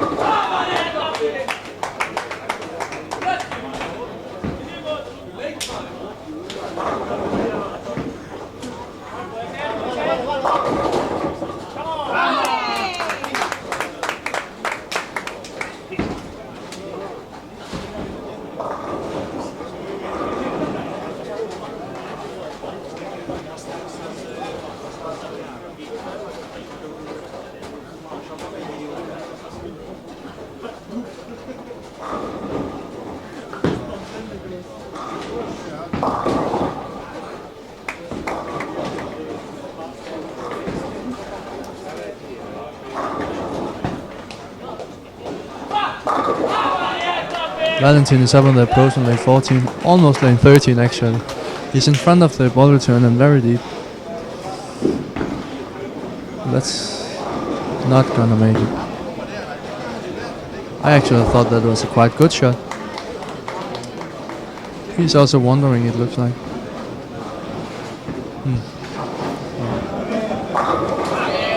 He left himself with a tough span in the 10th frame, and if he only picks up the 2 of them, he's gonna shoot 245.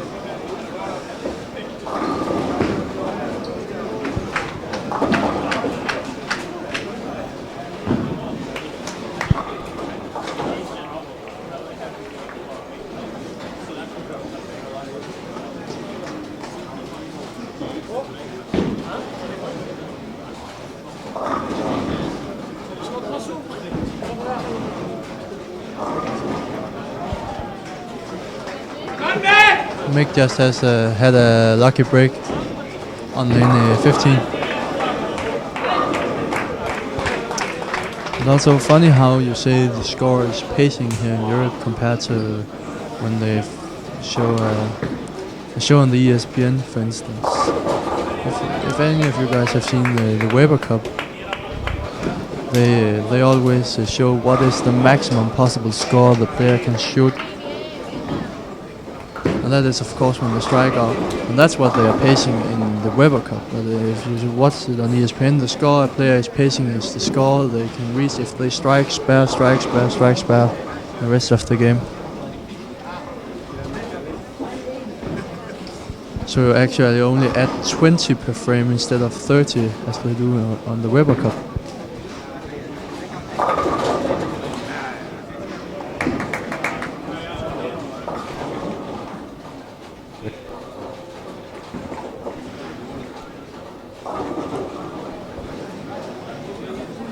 And it doesn't seem like Sebastian can shoot over 120 though. Scoring pace is so low. It's Tobias Berning puts in a turkey, and he has still possibility of shooting 192, which is until after his 7th frame is a very great score for him.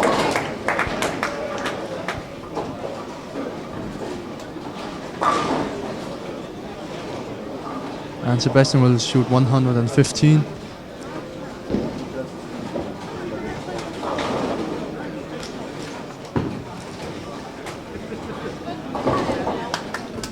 It looks like he's just smiling over it now.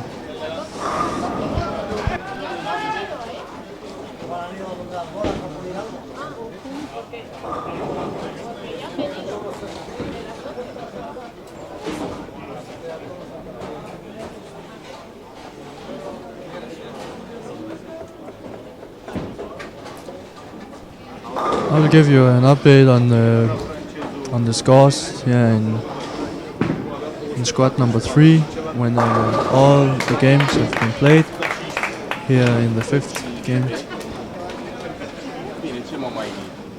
And I don't think there's anyone from this squad there who will advance to the finals and tonight to the semi-finals. And it seems very impossible right now.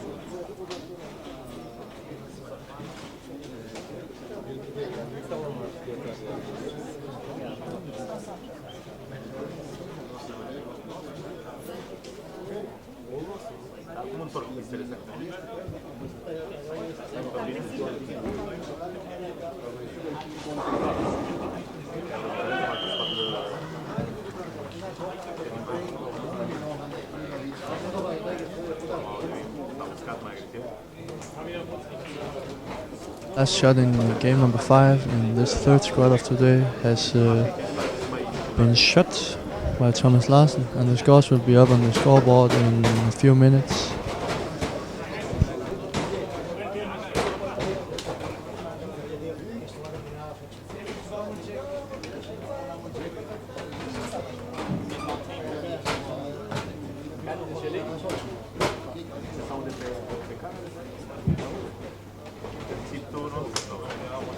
Noi stiamo che era però c'è un tipo di questi cose che non sapeva cosa stavo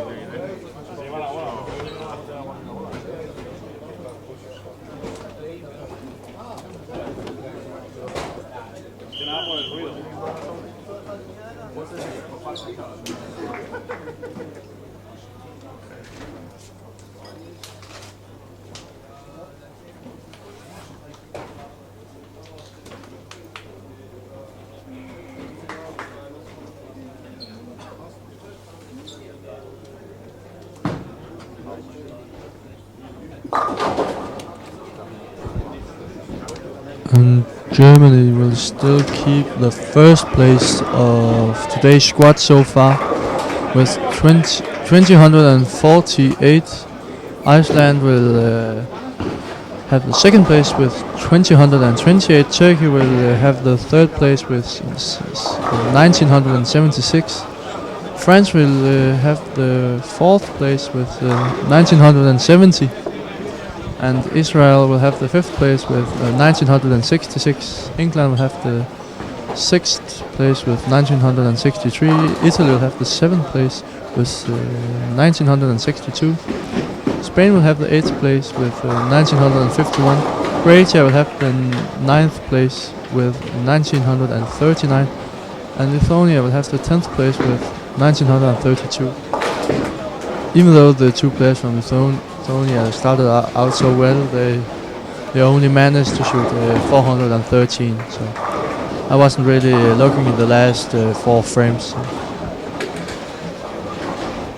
I had my eyes on Germany and Denmark and France at that time.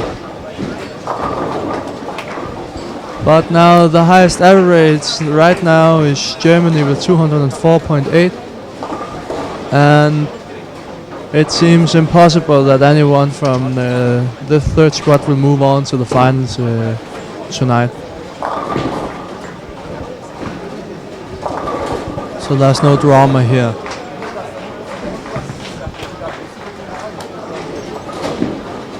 Now all the players can just fight for their all event positions and moving on into the Masters.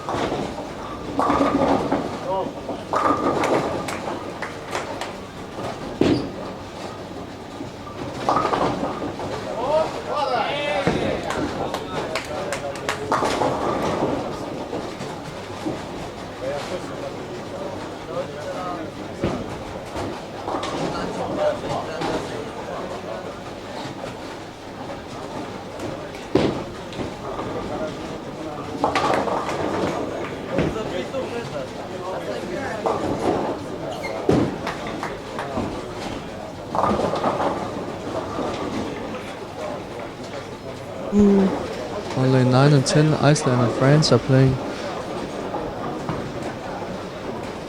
They all seem like they have an okay lineup.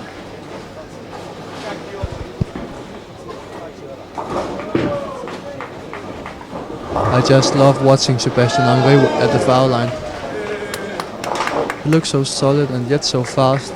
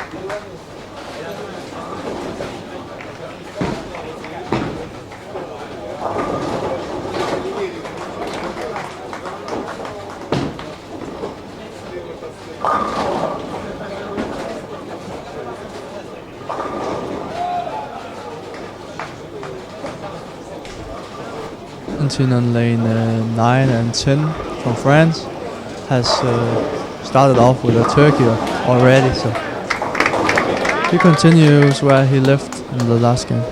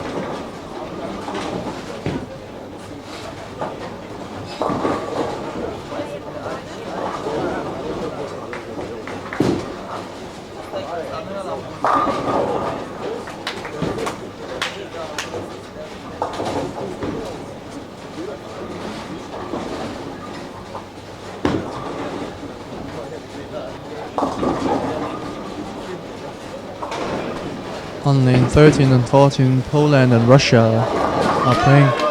And it seems like the Russian players are still struggling, like they did the last game. And player Tomasz Janicki from Poland has shot a free bagger right now. He started out with a 9 miss, but he can still strike out for 279. His teammate started out with a 7 spare, then a double, so he can also shoot a strike now for a turkey as well.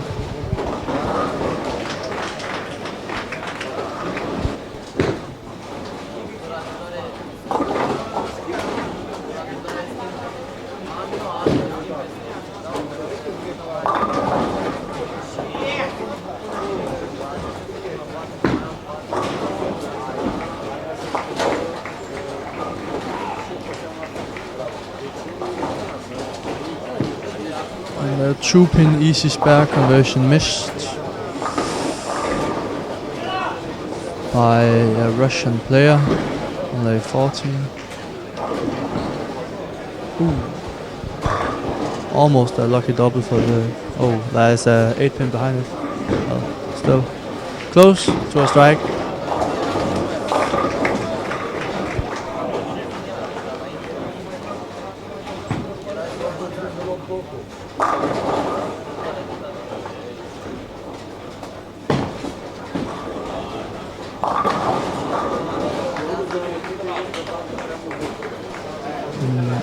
On channel 3, on lane 17 and 18, Slovenia and Germany are playing.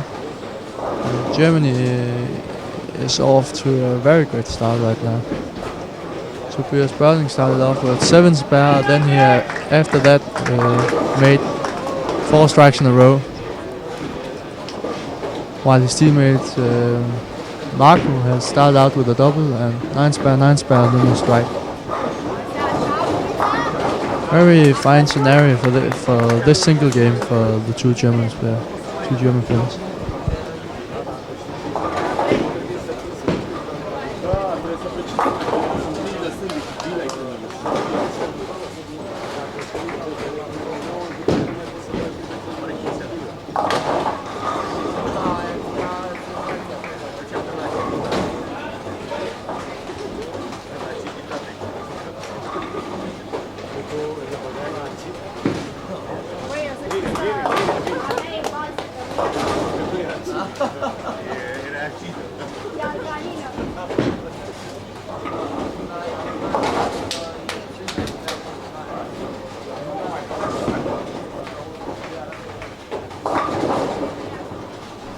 Thomas Larsen is now up on lane 19 working on a single strike.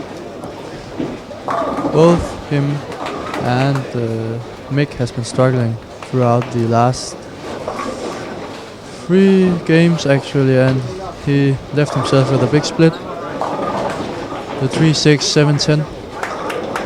It's possible to pick it up, but it's not an easy one.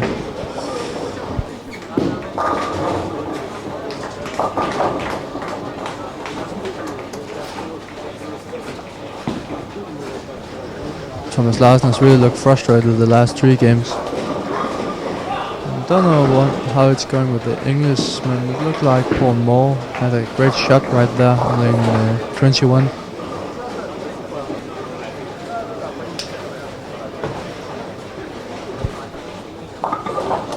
Bravo, Betuzzo, high.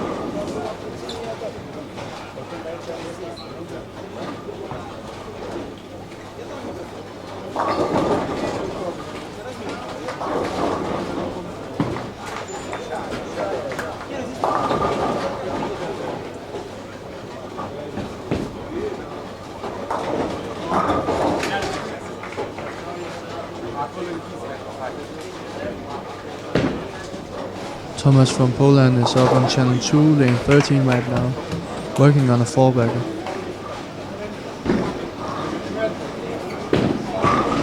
And he continues striking. Flush in the pocket. It looks very solid.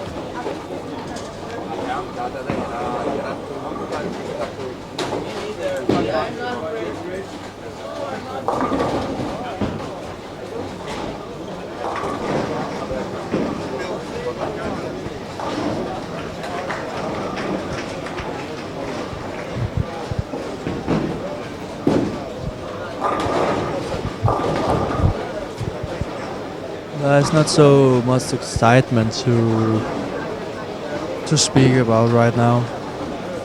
Most of the guys are just struggling. A few players here and there has a chance to shoot 250, 270, 60 or something like that, but it's very few. And on lane 12, on channel number 2, a player from Greece, Thomas, has a chance to shoot 268 it looks like.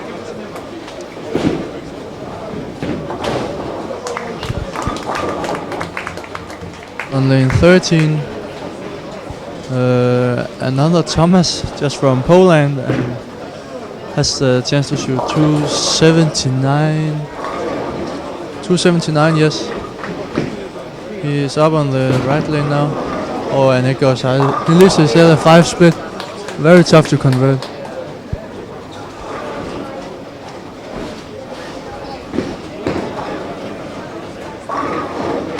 And Valentin from France on lane 9 also has a chance to shoot 267. I'm sorry, Thomas from Greece on lane 12, he has a chance to shoot 258.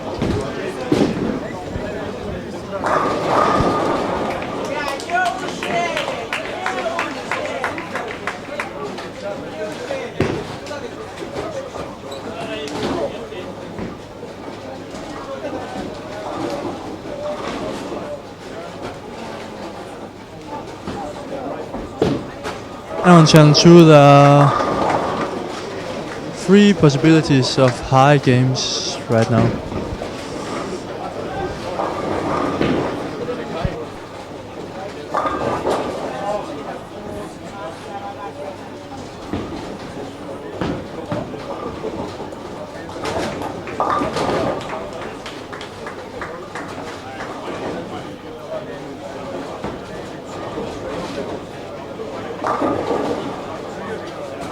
Tender from Croatia on lane 16 is also working on a 3-bagger. He's up on lane 15 right now. It's channel 2 as well. Oh, he missed left off the headpin.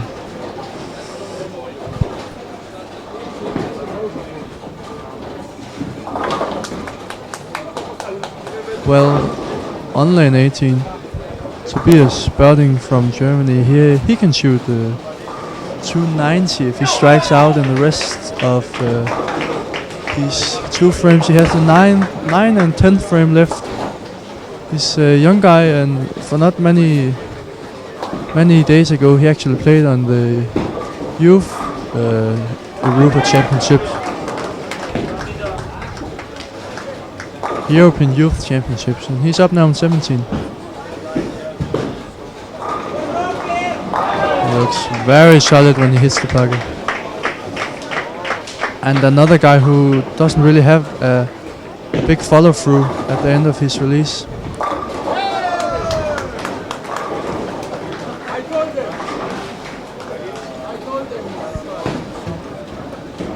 He's kind of just swerving his wrist at the bottom.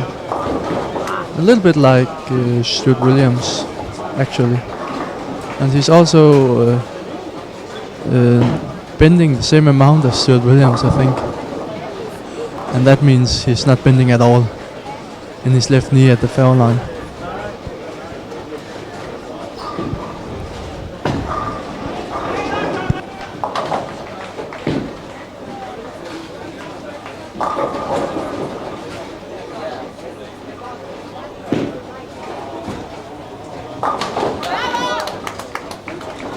Behind Tobias and watch if he can shoot the 290. It will definitely help him place him higher in the all event, and also make it easier for him to move on into the Masters later.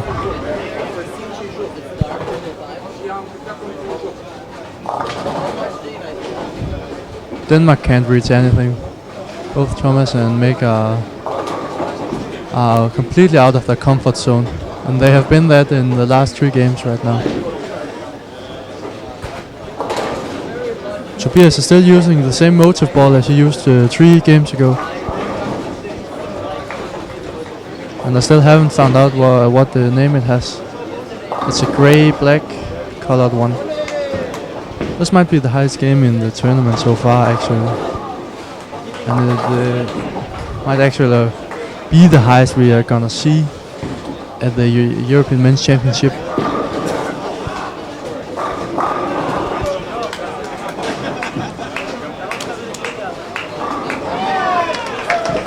And actually they might have a chance to advance if they both keep on striking here in the 10th frame. They have an average on 204.8 right now. I'm not that fast at math, but they are excited, like they could move on if they both strike. And with the low scoring paces, everything can happen. If the next squad scores just as low as this squad, then the chances are there, definitely.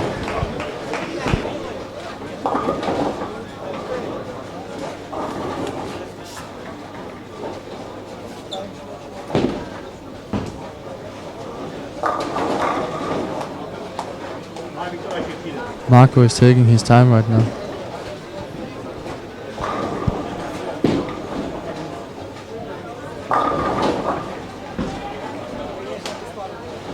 Mick doesn't look that smooth at his release. Looks like he's grabbing it or don't really come off the ball that well, it looks like. He puts one more and a turkey for the Germans. Marco has a possible score of 225 as he puts the last strike in.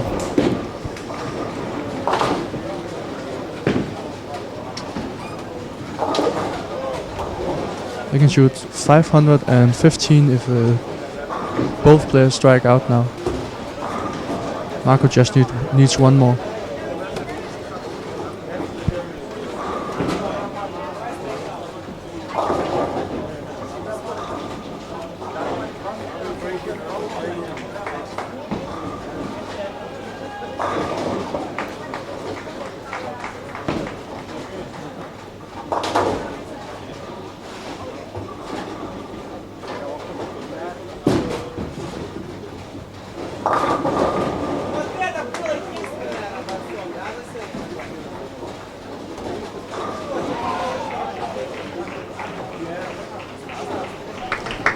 Now Tobias, the young German, has to step up and overcome his nerves. He probably has a lot of nerves right now. He knows what it's all about.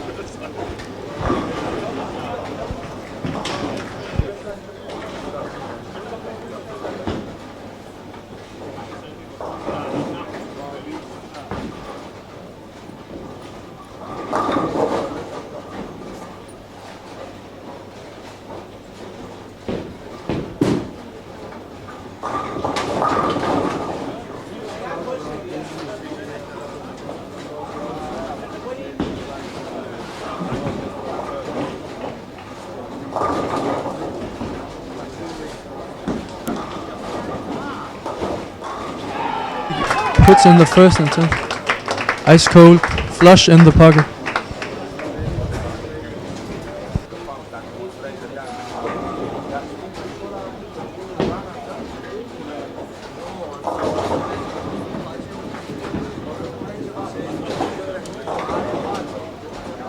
Tobias is definitely the player who has had the best look in this entire squad after his first two games.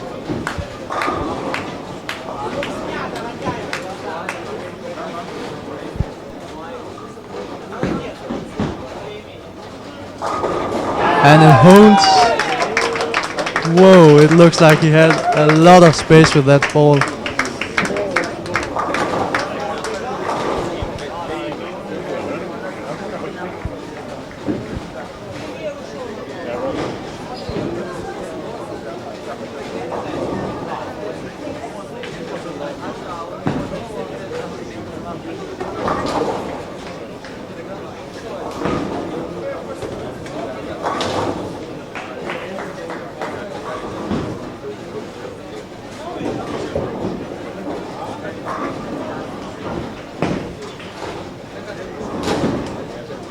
That looks good. And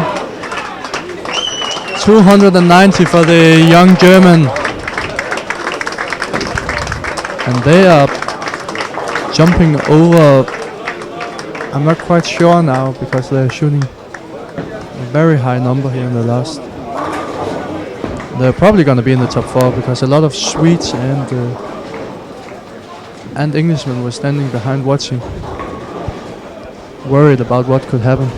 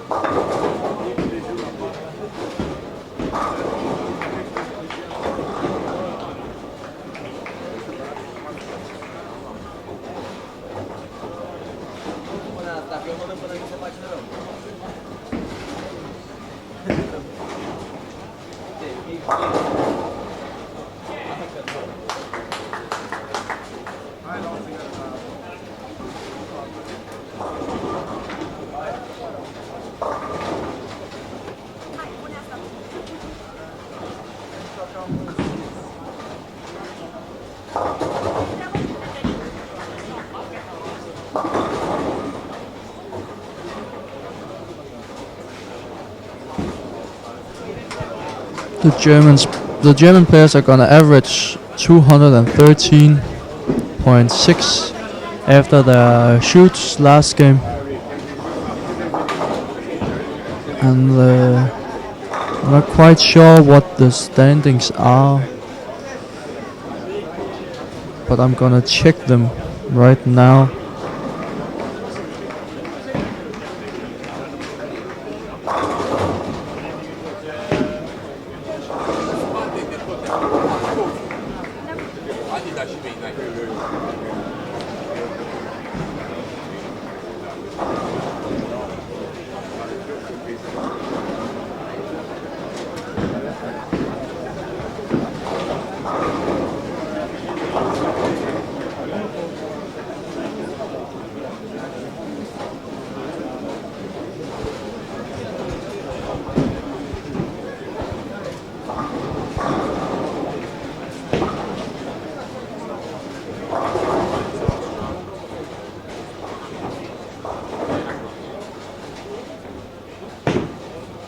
Two Germans are definitely going to be the winner of the third squad.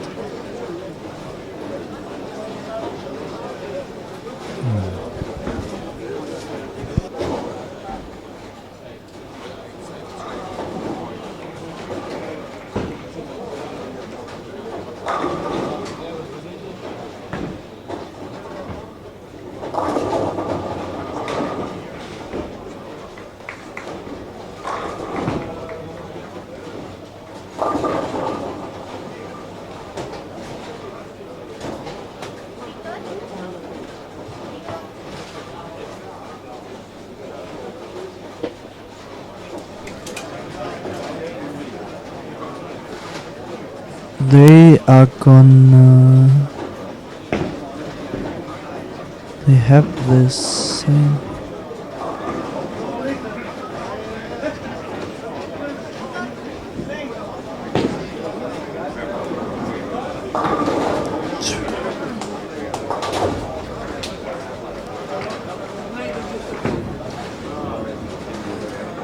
The Germans have the exact same as Marcus Jansson and Magnus Jonsson from Sweden.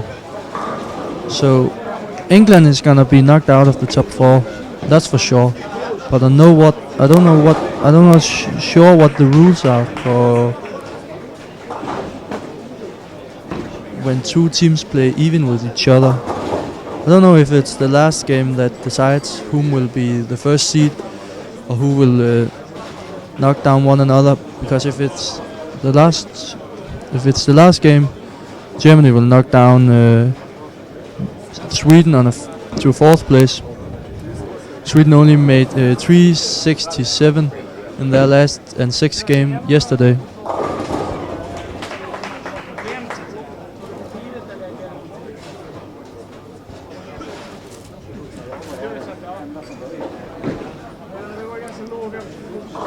Det var 2563 is the number.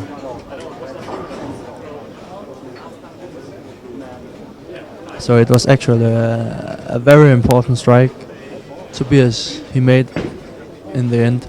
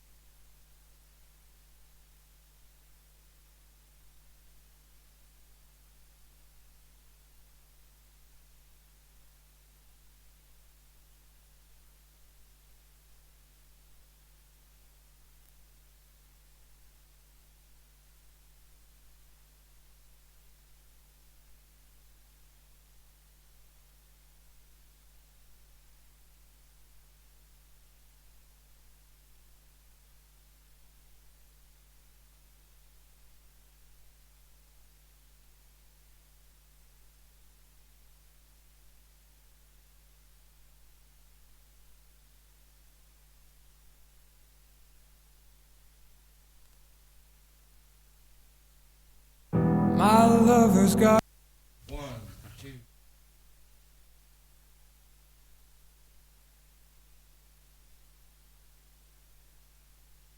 One, two, three.